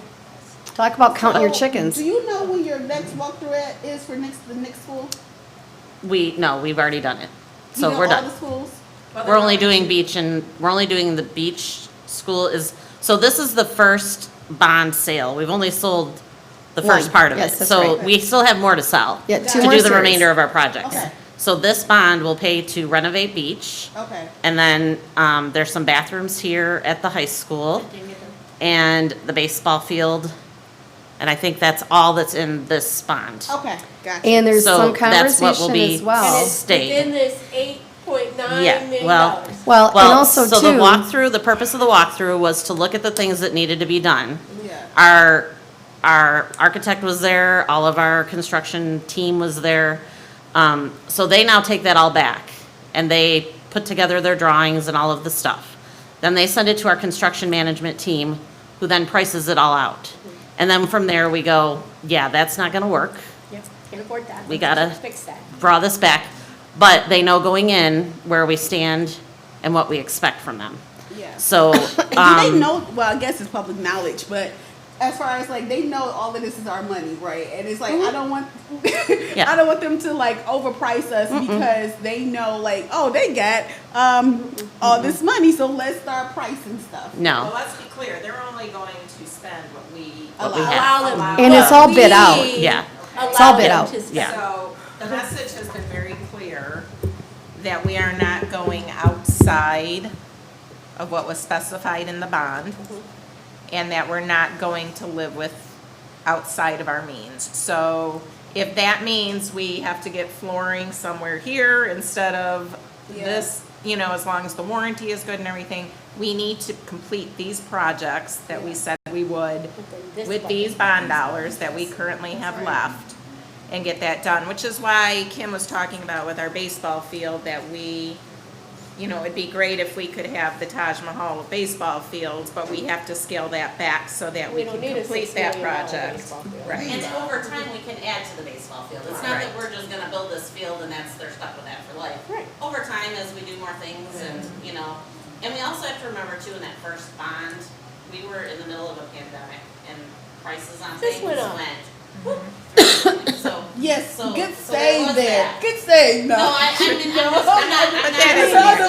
not excusing the Yes, fact yes, that yes, but the it money did. was I not think- in but the it right did. places. It Where- did. But where it was- skyrocketed, That's very true. skyrocketed to a point that That's we very didn't true. really expect when we went in. Yeah. So we did finally, that did all start coming back down as the bond went along, so, but it is what it is at this point. We can't go back in the past. We can only move forward, and so that's what we're doing. We can't dwell on You it. guys are It's doing an upsetting, excellent trust us. job. We live this Miss every Teach is day. doing an excellent job. What would we do without them? And So- I have sat in on the last two bond meetings, I've not been part of the bond, but it is very clear that that message has been delivered, because when they talk about the companies they're looking at going with, you know, for example, to do our fencing around Stuckey. They knew not to bring us anything that was out of our range, and, you know, what, even today, we were talking about a roof, and they asked for two more quotes or bids to see if we could get, you Something know, new. anything different. So it's very clear that the message has been sent that Thank you, ladies. Good job. Don't That, you worry. that we got the this. girls are running things. Okay. And We believe see us. the best budgeters, right?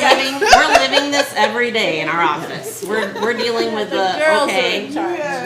we can't afford to do that, so put that back on the back burner. Yeah. And so that's what our conversations are all day, every day, that we're at Keeler. So one more thing so to it's- consider as well, it is very expensive to maintain unoccupied buildings. Yep. And we can take our bond money and demolish those buildings, and it would free up some operating costs in the general fund.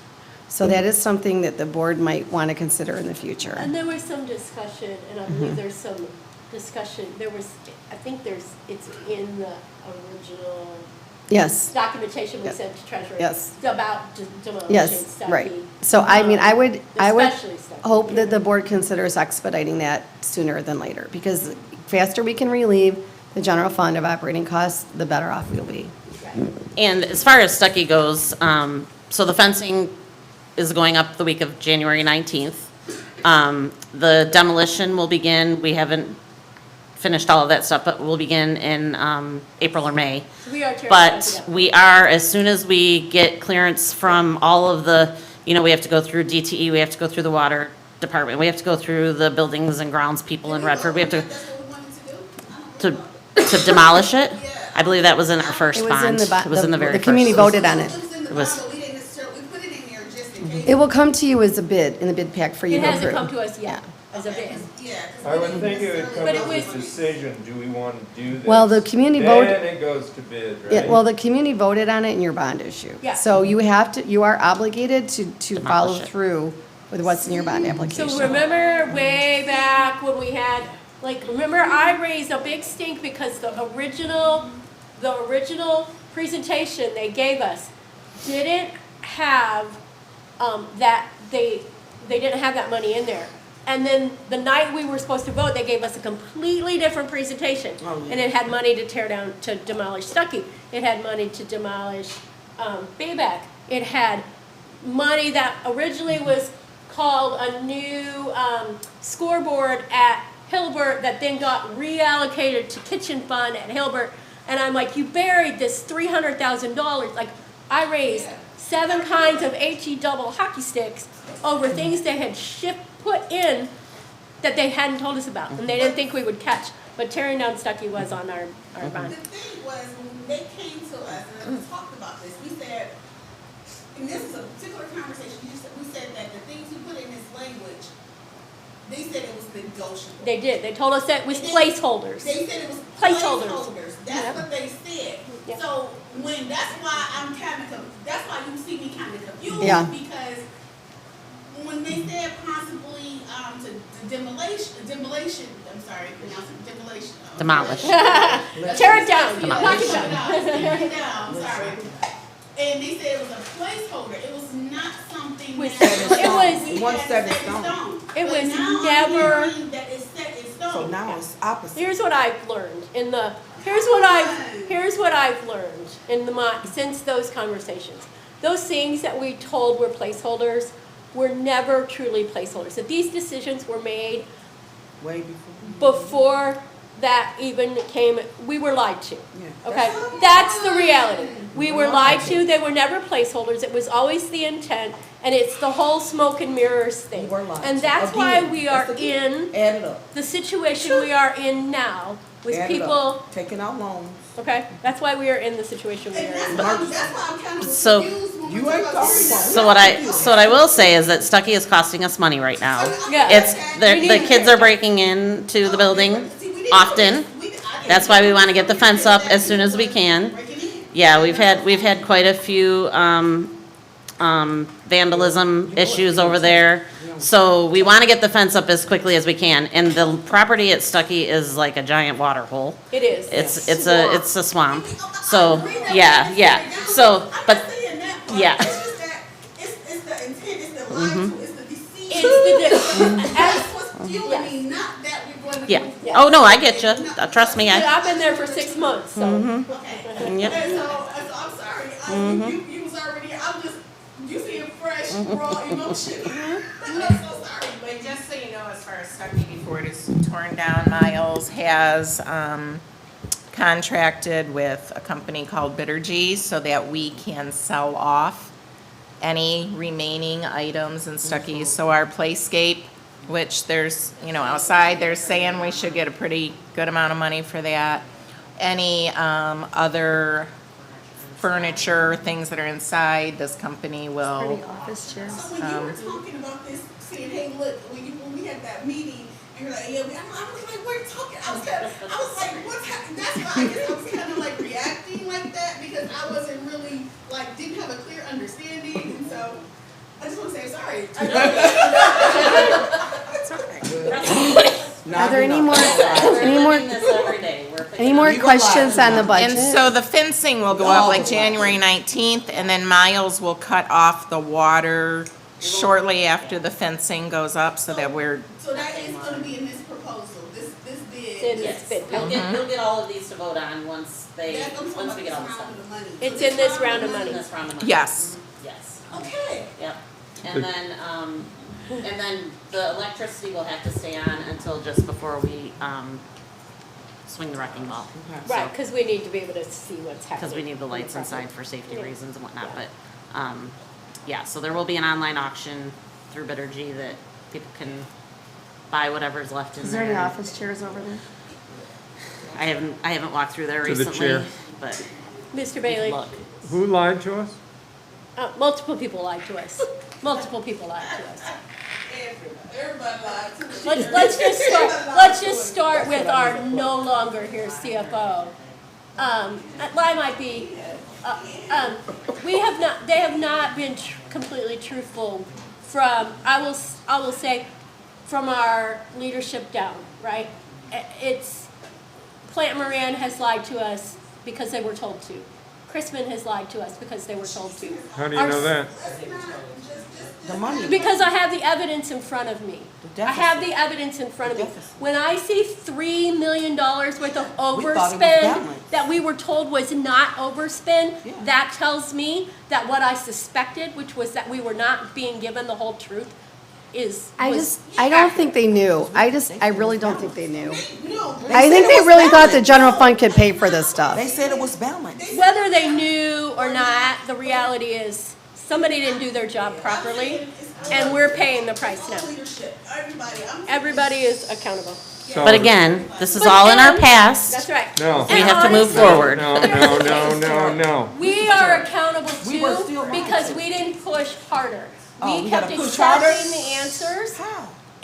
but we would back down. We would say, we would How back much down. push harder? And I'm gonna just say, it is not my intent to back down this time at all. Ask questions.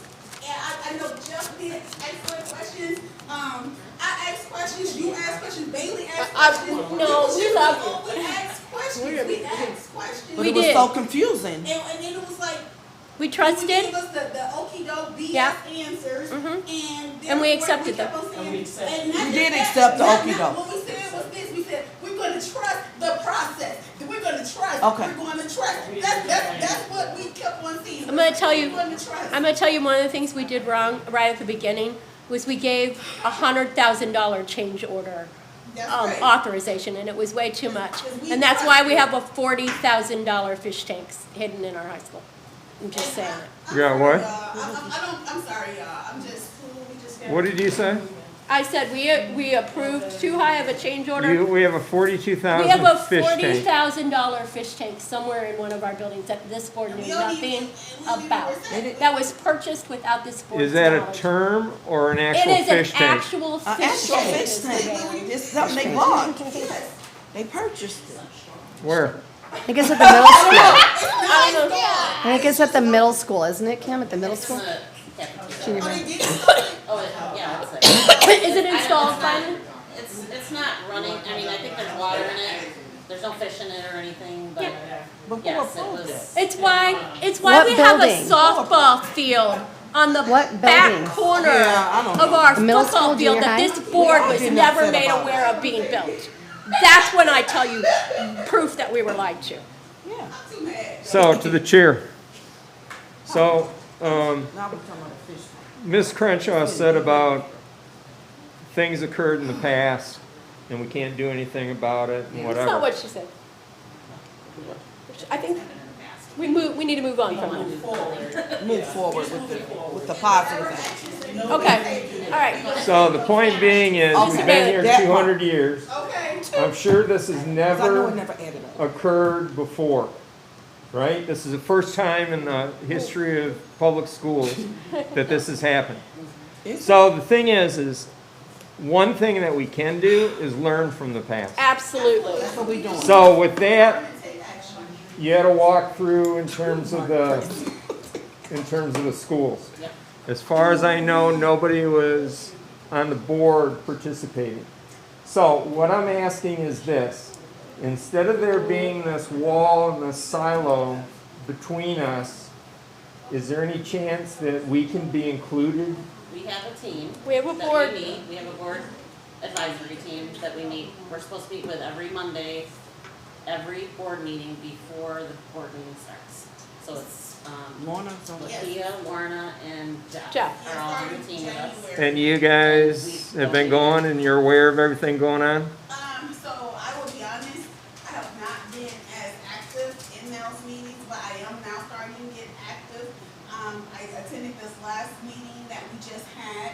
I did attend that one, and things are, a lot of information is floating around.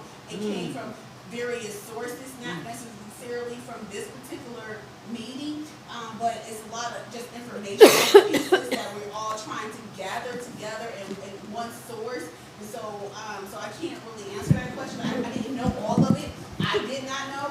And so I'm learning more as things are starting to develop. And so, yeah, that's what I can say about myself. So, to the chair. Mr. Bailey. You're learning. There's other things like the Ron Clark thing. So I've been pondering some of the things that have occurred, right? Did the Ron Clark thing ever come before the board for approval? In regard to I what? thought they, Because we don't pay anything for Yeah, Ron they Clark.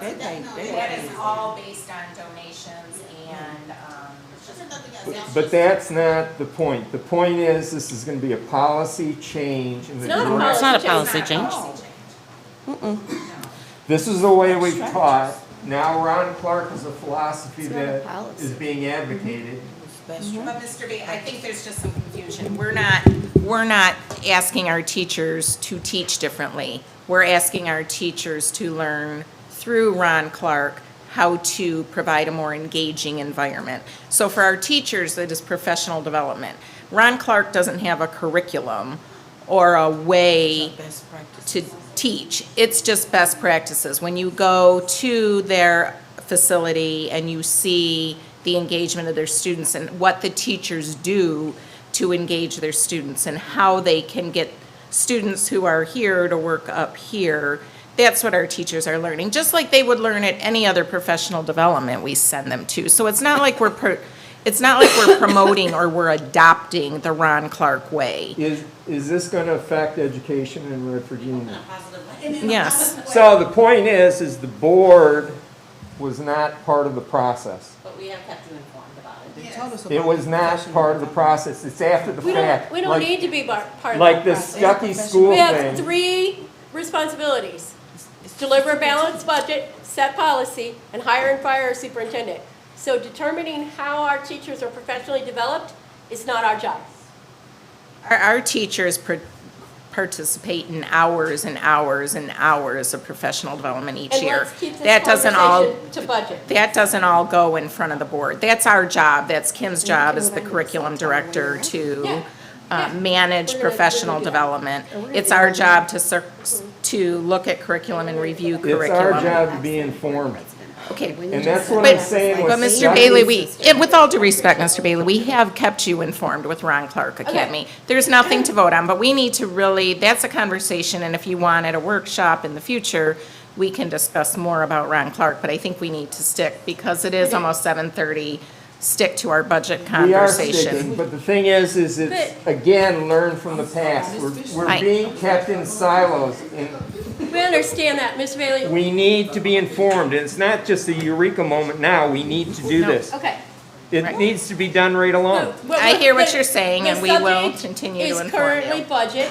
We've gone down a little rabbit hole of Ron Clark, which was not a budgetary issue.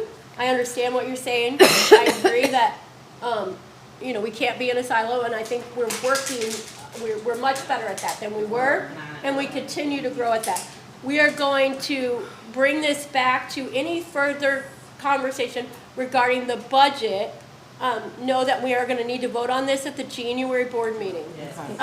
I would say, I'm sure you can also, if you start looking at this at home, I'm sure you can email Maria. Yes, absolutely. And we are gonna move on to our second favorite subject. Cell tower. The cell towers. We talk about cell towers a lot in this district. This one is gasping its last breath, okay? Thank goodness. This is an offer to the board to purchase the T-Mobile lease that is expiring in 2035, to buy it outright for $410,000. No, they want We want to someone to buy it from us. They wanna buy it From us. And they want to give us $410,000 to do it. So, I know we sold some other things. We've been talking about We it. discussed it Okay. a lot. 'Cause A lot. I thought we were done with cell towers. But then the conversation fell off, and we missed our opportunity to sell it Yes. at the So- rate that they had offered the first time, so. No, Wasn't it? it's 10,000 It's more. 10,000 than more. was originally brought to Okay, you. okay. Something we waited, huh? Yeah. I was like, didn't we do this already? When I saw this, I was like, I thought we did this. So what this is they're purchasing the easement as well. Yeah. So for 99 years, there is going to be an easement on the rooftop. And now think about the way technology changes, right? So are we gonna have cell towers when we're gonna have satellites, Probably not. right? Powering our cell phones, right? So it's a unique opportunity. $410,000 they want to pay us to bring revenue into the district from an unlikely source that we wouldn't be nowhere near this amount of money if we just lived out our lease. Yeah. Maria, because I believe we're getting 40,000 a year on it now, is that where we're at? We're getting 20-some thousand. Oh, a year. 20-some thousand. Yeah, So it would take us, 20 years wouldn't get there on this to lease. make that money. Yeah. And I think before, when We had talked. 21,000 a year. when this one was first originally brought to us, we were kind of like in a surplus, and we wasn't in all this financial. Right. Well, we thought we Yeah. were in a surplus. And I was kind of, I will say, I am taking all ownership. Yep. I thumbed my nose up at it and said, how dare they give us this low offer for this? Do you not know how much these are, this can be worth? They started like at 200 and I squeezed them to 400. That's right. And then I got my guy going and he got us an extra 10. I thought that we had approved this sale already. Nope. And so I would encourage us to look back at our past minutes before we put this on the January. I am agenda. not hearing that that is the case because this company kept emailing us going, is this going to the board? Is this going to the board? And then they finally said, Okay, so it never yeah. actually came to us to vote. Okay. So it's kind of like, this is, like I say, it's It may have gasping been its last this breath. Are we in or are we out? They just want to know. Well, Right. Who's my guy? His name is Brian Morrow. I worked with him in Birmingham Public Schools, and he manages all of their cell tower leases. And so when I saw this, I said, let's get our experts involved. And so he was the one that got us an extra $10,000. I was hoping for more, but that's all he could get. I think that's where I was at, 'cause I felt like we ended up kind of lowballing us, and so this is a better offer, and, I probably want to say something different this time around. But, yeah. We need money. Because we need the 400 grand. Yep. So it's just something for you to consider, and hopefully, we'll make that to the next board agenda for the board to deliberate further on. So is this guy a friend of yours that is doing this just out of kindness? No, so this is his company. He contracts with Birmingham Public Schools along with other schools, and he manages these types of transactions for many school districts and municipalities around the state and around the country. Actually, he does deals in Texas and all over the place. Yep. I think, Mr. Bailey, to answer your question, he's not doing it out of the kindness of his No. heart. There is a fee. Yes. So It's he his got job, us and the Maria happens to know additional him. $10,000 on the 400, so we have to pay him 30% of that 10,000. So we give him we'll have to three. pay him Yep. $3,000. And we get 7. So, the answer to my question is, we don't have the expertise. No, When I was on the Parks Commission, they went and got somebody who is expert, they brought the information in, and they shared that information in terms of selling the Yep. idea. he's like, that is that guy, yep. So So let me you just, contacted him I did. from his expert and I opinion, want him to at the look big through picture. all our stuff, because how do we know that what has been going on around here? How do we know if this is a legitimate offer? Is this market value? How would we know that? So we hired this unbiased third party to take a look at this offer that we have to determine, is this market value or not? Because how would we know? What if it's 800,000 and we're selling the farm, right? So he actually was able to look at this and say that it was a good deal with no dog in the fight. So we do have expertise. Yeah, Expertise. And we've got 2 cell towers, right? this is just the one. No. We have 2 cell Yeah. towers. I think we sold the other one, didn't Yeah. we? Maybe not. We did sell The one I behind, wouldn't know. the one behind Hilbert?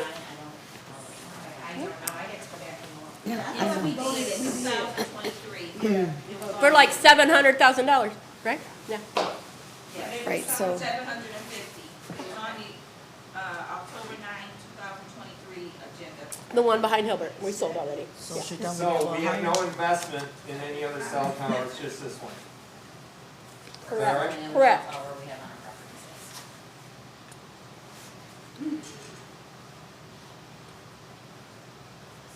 We'll vote on this at the next meeting. yep, and that's all I have.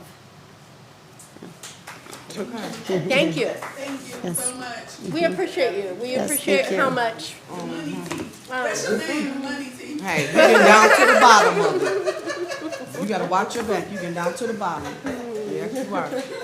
Bless your heart. She getting down to the bottom of it, yes. That's right. She ain't even Telling playing. you. Beautiful. All right, we're moving on to fall count update. And that's gonna be Judy.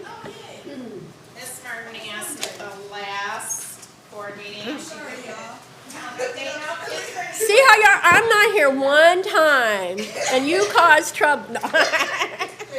You know I love you. It is good to look at the numbers, you're right. It's pretty quick, and these are not my numbers. Terry put this together for me, and so, there should be one. It's front and back. Mine is 2. Yeah, Okay. No, because we got more copies. Yeah, because Yeah. we're supposed to have. you're supposed to share. So this, Terry broke it down by last year's count and this year's count. The top are our buildings, the bottom are shared time students. So, You should tell us what share time is. Share Time is our partnership with the parochial schools. So we work with a company called Shared Education Services currently. And That means private, correct? yes, with Okay. our Catholic schools, parochial schools. Not just So ours in the area, they're all over. many parochial schools don't offer art, music, and gym and that because they don't have enough students to have full-time people in their buildings. And so they look to outsource those people. So basically, we function as a third party. We employ these people through this company. This company finds the teachers, interviews them. We bring them on board, we pay them through our payroll, and we count the FTEs for the students that we service. So when we're paying a music teacher, we get the FTEs for all of the students in her music program. So that helps increase our count. Fall 24. Is this Yep, no, next to it is fall 25. So she just did a comparison. So see, Makia, got it? Yeah. You're welcome.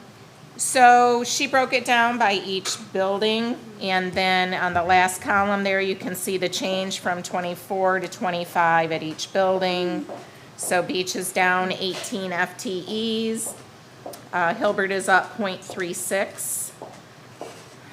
FTEs, these are students, correct? That's funding, so it's not a student, it's the amount of funding how much, whether we get a full, so if we have a student who is here full-time, we get one full FTE for them. Some of our students who are here part of the day and go to Wayne County Community College for part of the day, for example, or are part-time in our day treatment program and then go back to their home school for part of the day, or can only do a half day in school due to disabilities or whatever. That's why the numbers aren't even, because it's the dollar amounts we get Partial funding.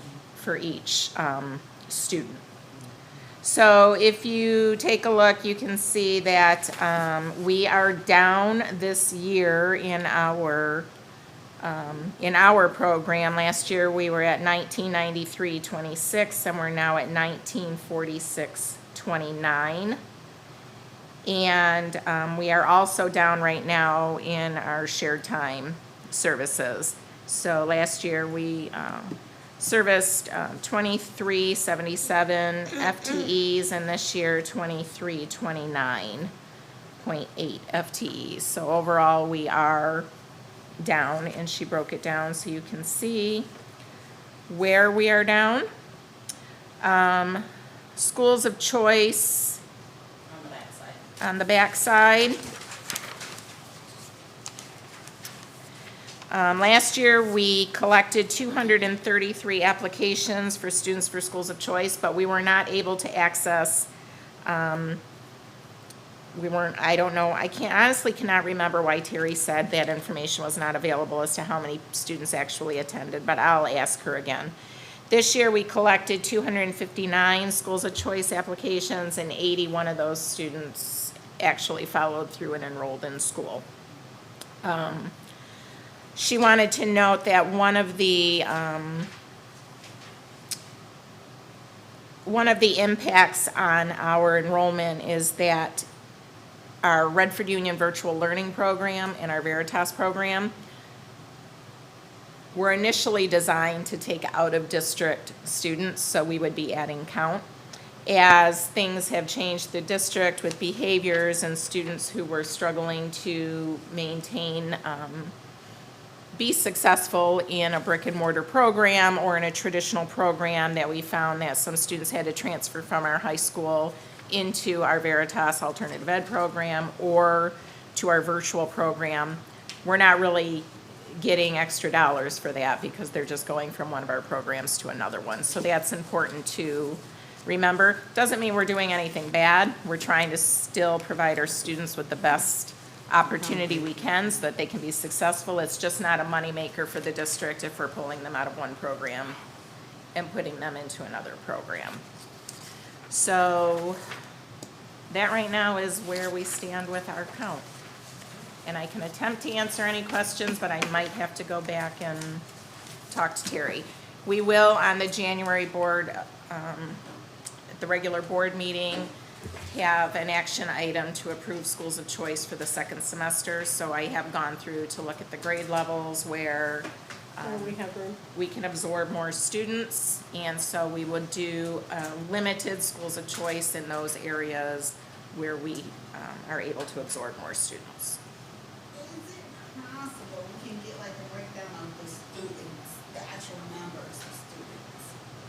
Per grade, you mean? Yeah. Yeah. That's what I was thinking in my head, and so when I saw this, I was like, okay, this helps, this Okay, helps too. so you would like at Beach Elementary the number enrolled in each grade level in the Yes. same, okay. Yes. Yep, we can do that.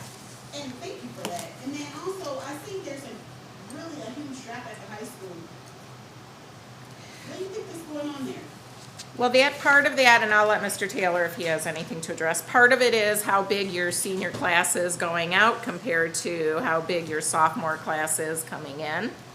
The other part is part of what I just addressed with students who may need to move from the high school to our alternative ed program or our virtual learning program.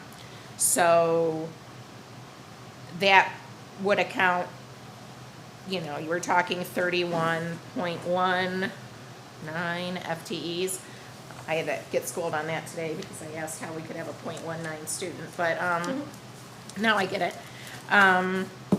So part of that are students who have to go to those programs. So if they've gone to review committee and part of the determination is that they need to do virtual learning for a period of time, that student comes out of the high school count and moves into the virtual learning pot. So there's still our student, they just moved from one place to another place.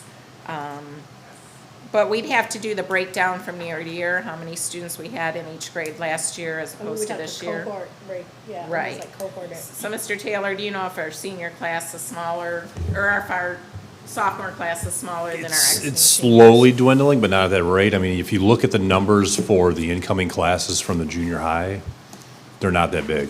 They're not. So, and you're not guaranteed. So let's just say we've got X amount of numbers of ninth graders right now at the junior high. Let's just, I don't know what it is, but let's just say right now it's 160, 150.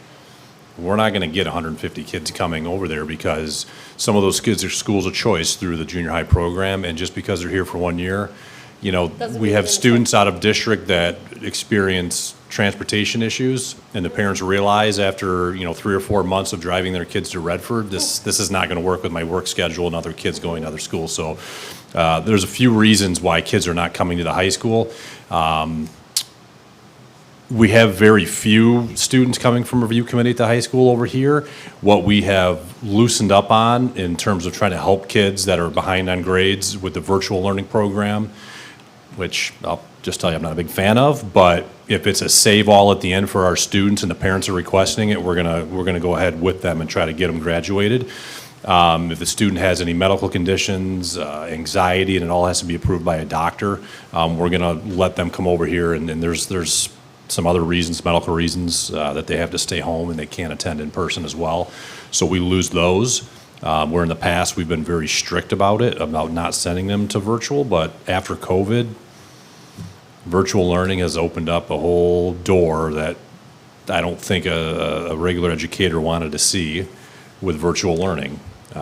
It's not traditional learning. The supports aren't there, and you know we're putting the supports in place the best we can. If they need social work, if they need speech, we're putting them in place. But learning from a computer program is not like learning from a human being at all. So there's a variety of reasons. Especially for somebody that want to put their child. It's just me, thinking that from somebody that want to put their child in ninth grade.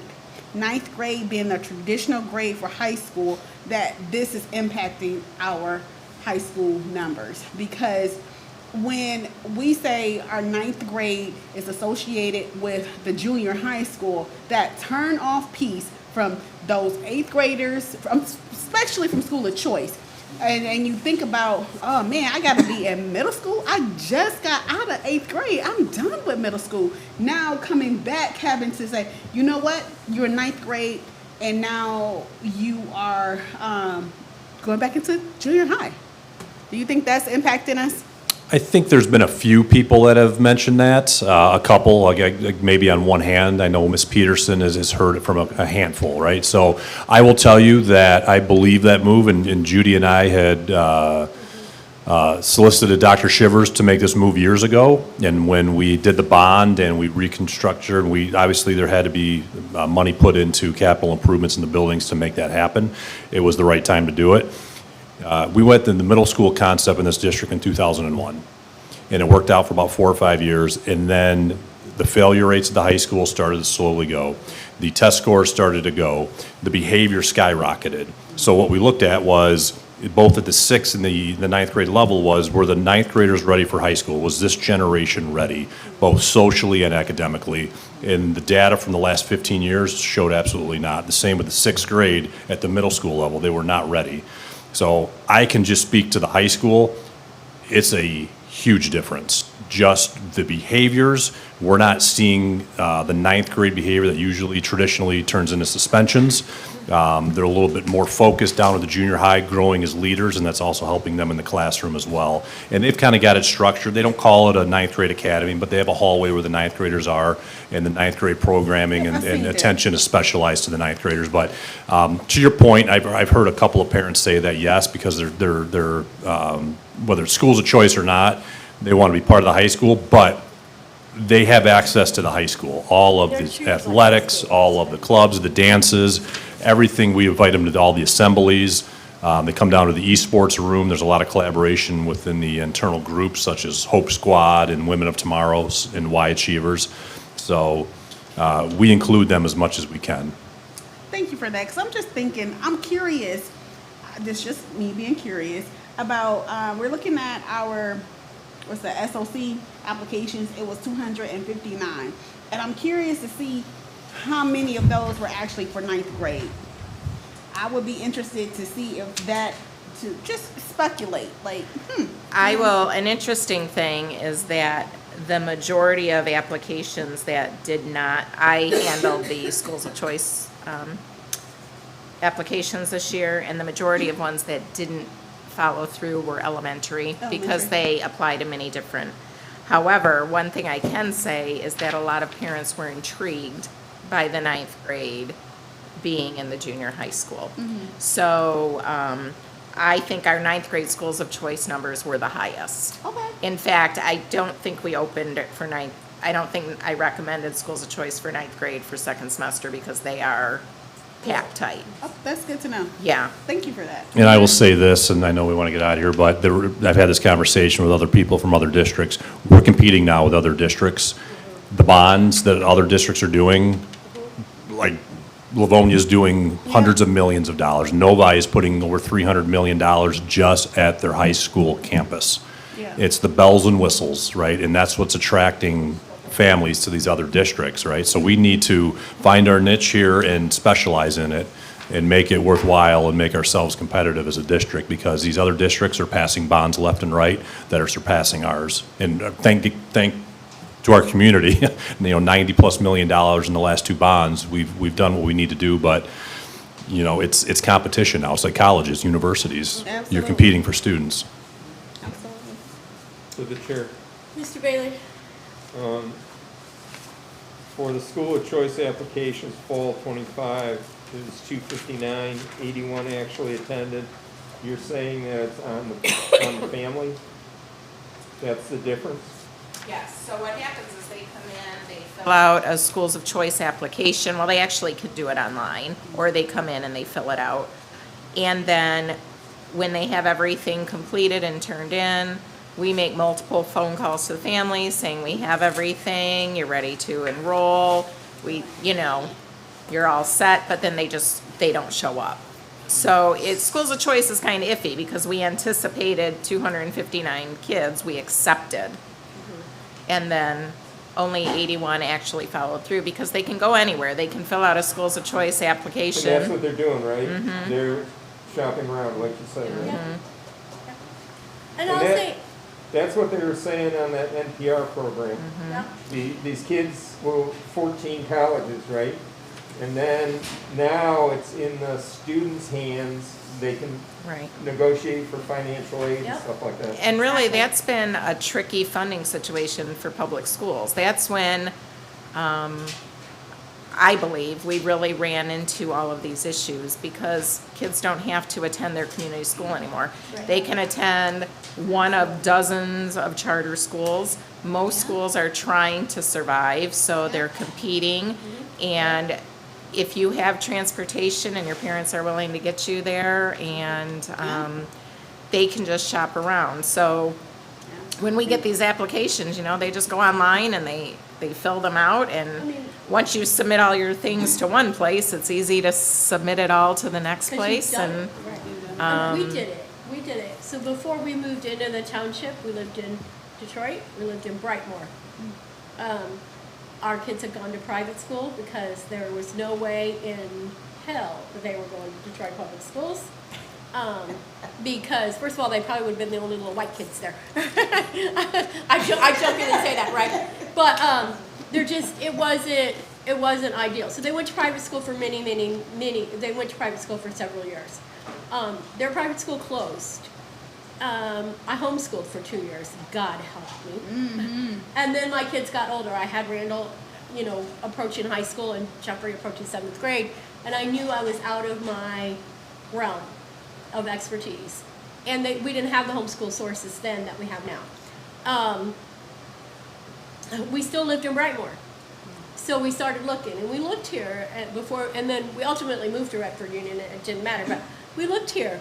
We looked at South Redford, we looked at Livonia, and we were going to choose. We were in the application process, but we looked at a lot of different districts because we were able to. We had already been driving them to private school for 7 years. I mean, it was no big deal to drive them to public school at that point.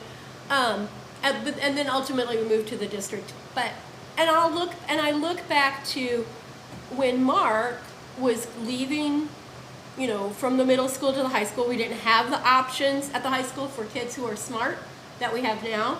Kids who are, and if I had not been on the board at the time, my son probably would not have attended Redford Union High School. We probably would have moved to a school of choice program that gave him more options. But we don't, while we never want to see a student loss of 50, I can remember when our student losses were in the hundreds and 200s and 300s. So I think this is the nature of school districts, honestly. People move, people go to another program because they offer what they're looking for little Johnny. People age out, we just don't have as many kids. But I can remember Mark growing up, and he was the only kid in our neighborhood who actually came to Redford Union Schools. So one other thing with these statistics, right? So I'm looking at the FTE. $5 million. When I go on the website, stuck on looking at $3.5 million. statistics, how much a school district has in terms of students. Am I looking at FTEs or am I looking at actual students? You're looking at FTEs. Looking at FTEs. Well, I guess it depends on where are you looking at? Well, there's a data thing that's on our website, right? okay, yeah. And then there's Zillow, and then there's all these other things. Well, Zillow, I wouldn't trust. I mean, Zillow is based on what their neighbors are telling them. Zillow's a real estate site. So I would assume, but I don't know for sure, but I can check, but I would assume they go by FTE, not by the number of students. Which typically your FTEs are pretty close to your number of students, because typically our students are with us full-time. So where the numbers kind of get screwy is if they're part virtual and part in person, because virtual is counted different, by the state mandates, but, Our special ed students. right. But typically, I would imagine they're counting by FTEs, because that's how they're that's what determines their funding, so they would probably. So the state looks at the FTEs, right?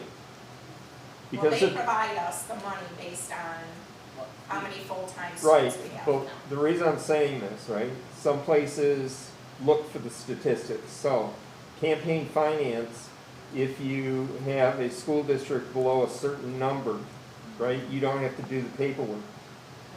We were just under, I don't know where we are now, but when you go looking and tell them to go look, so they can pick and choose where they're looking?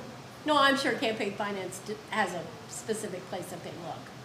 Trust me, I would think. they had to be told, I'm, so I'm not so sure. I don't know. I never answered that question with campaign finance because I never spent more than. Does the state have it, where they Yeah, list out I the mean, school I district? waive every year. My school data, the same site that they gave during the early college presentation. So I waive when, campaign finance when every Terry uploads all of our data, it goes to CEPI, the Center for Educational Performance something. So then that all pushes into the My School data stuff. It all kind of starts at the same spot. And she's not like going to 12 different places to enter the same data. It all goes into one spot, and then that database pushes it out to all the other things. So My School data is going to have probably the closest to accurate. If I'm not mistaken, I think somebody said tonight that we have around 2,300 students. Yes. Yeah, Okay. I think Marie. And then, so we dropped about 200 students. We dropped about 50 students. We dropped about 50 students. 50 students. Mhm. Okay. So if you look, last year we had, if you look at FTE, we had 1993 last year in FTE. We have 1946. That's about 50.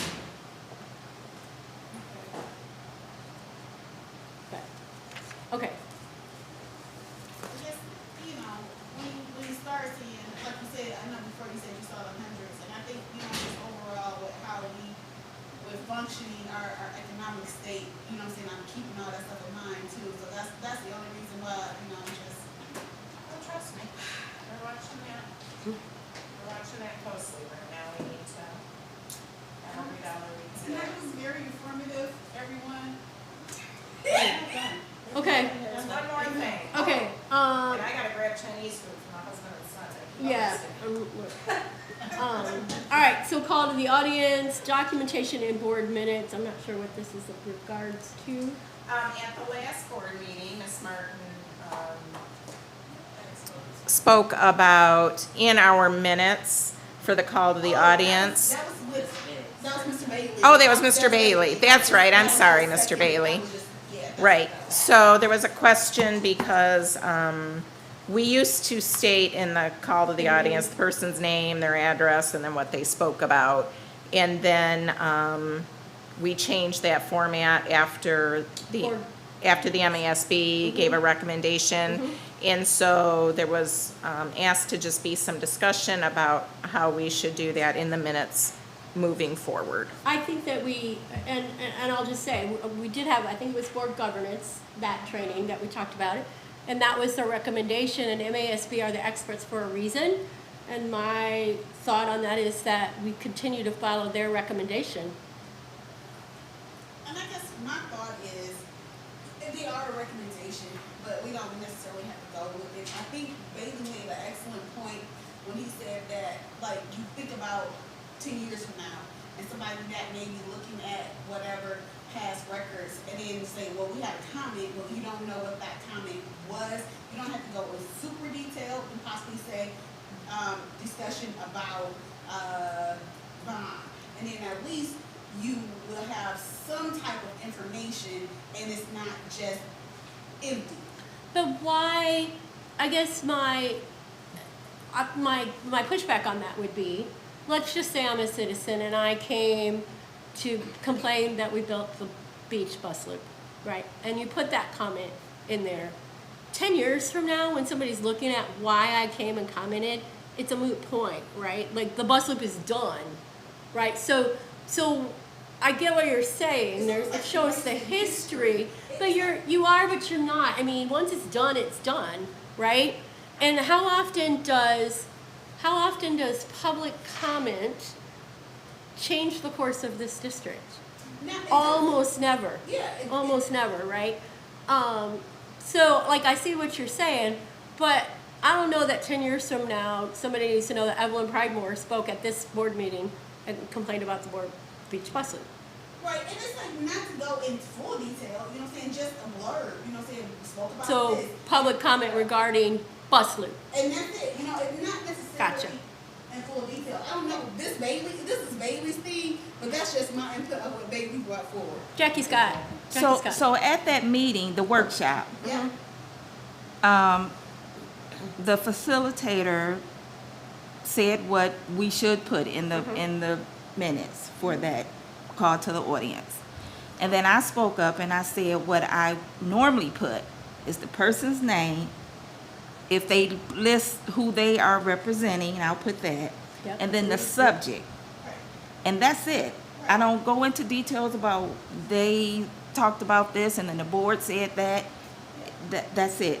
So when I spoke up at that workshop and I said that, he said I wouldn't even do that.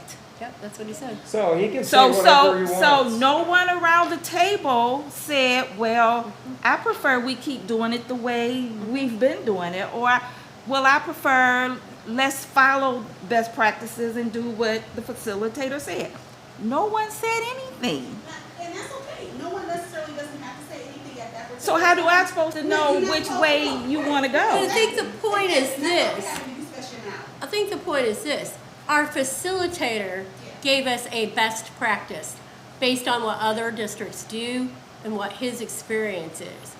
I think it behooves us to follow best practices. And I would push back on that because I can remember sitting right here when somebody from our administrator said, we're not every school district.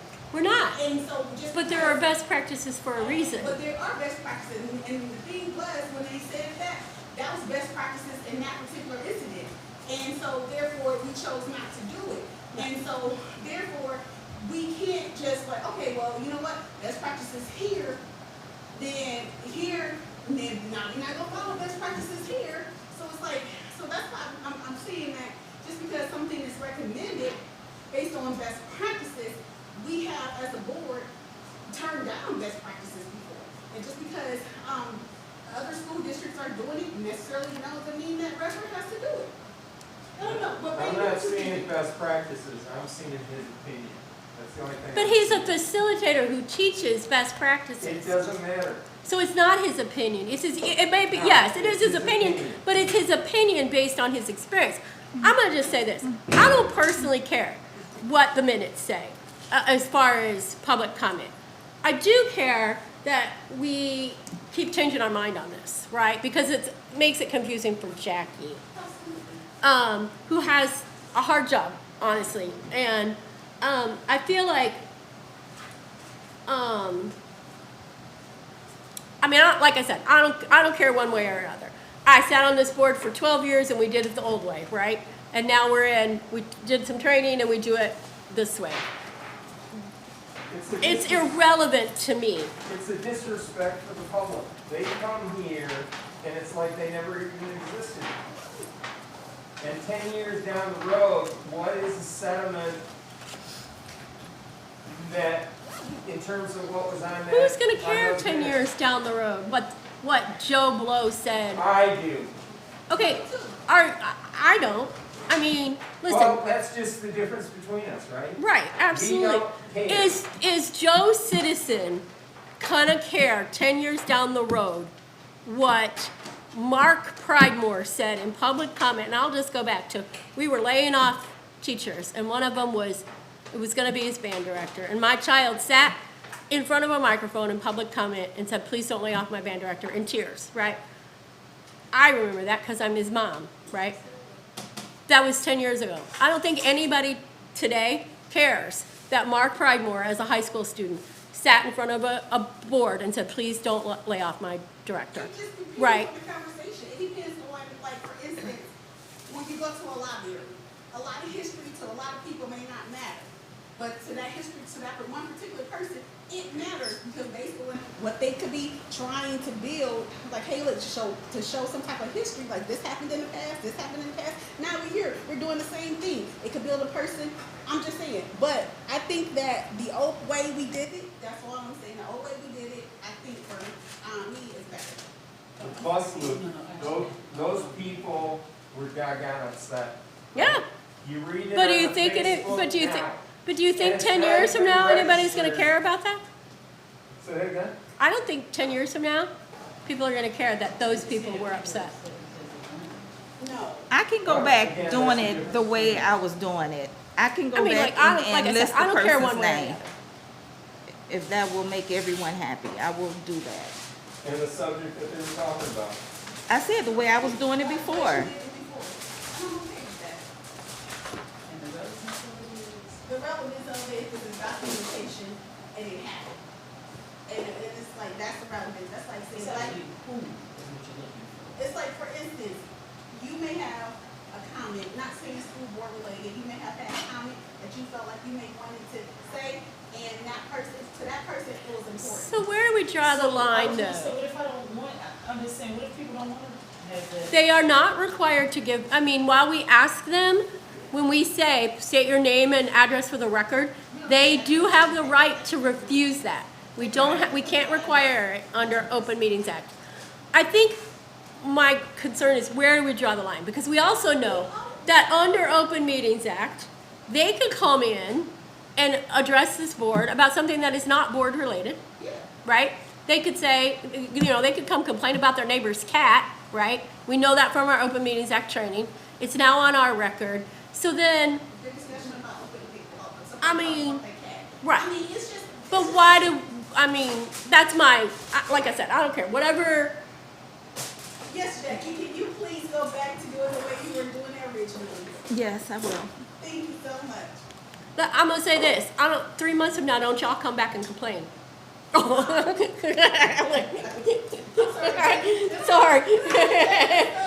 Just because we don't wanna make Jackie's life any harder than it is. Okay. So while we're here and we're talking about the board minutes, is there anything else that you So would when like? you go into closed meeting, instead of just saying that it's under, because we're getting a written opinion from our lawyer, is we specifically say what it's in regards to. I don't think we can. Yes, we can. It's the same way with litigation. If it's in I don't think we regards to can. litigation, you go to the closed meeting, you have to say what it is. But we don't put that in our minutes. We don't say, okay, Mr. Bailey, I'm just, like, if we're going into closed session to receive legal opinion on the current litigation that you have against this board and this district, that doesn't need to be. It leaves a blank when the That's the flow point fits, of a it closed leaves it out. session. It's the point of a closed session to protect client attorney privilege, to protect students who are potentially being discussed in closed session, to protect employees who are being discussed in closed session. We don't want to go into closed session and say, we don't want to list in our minutes that we went in closed session to discuss disciplinary action regarding administrator so-and-so, because then we violated their right of protection We of went into closed session. closed session for disciplinary. And we never whatever. named the You don't have employee. to name them. We're not, we're gonna follow the law on that. We don't Okay. need to change that. All right. Okay. All right, look, it is 8:03. I'm done.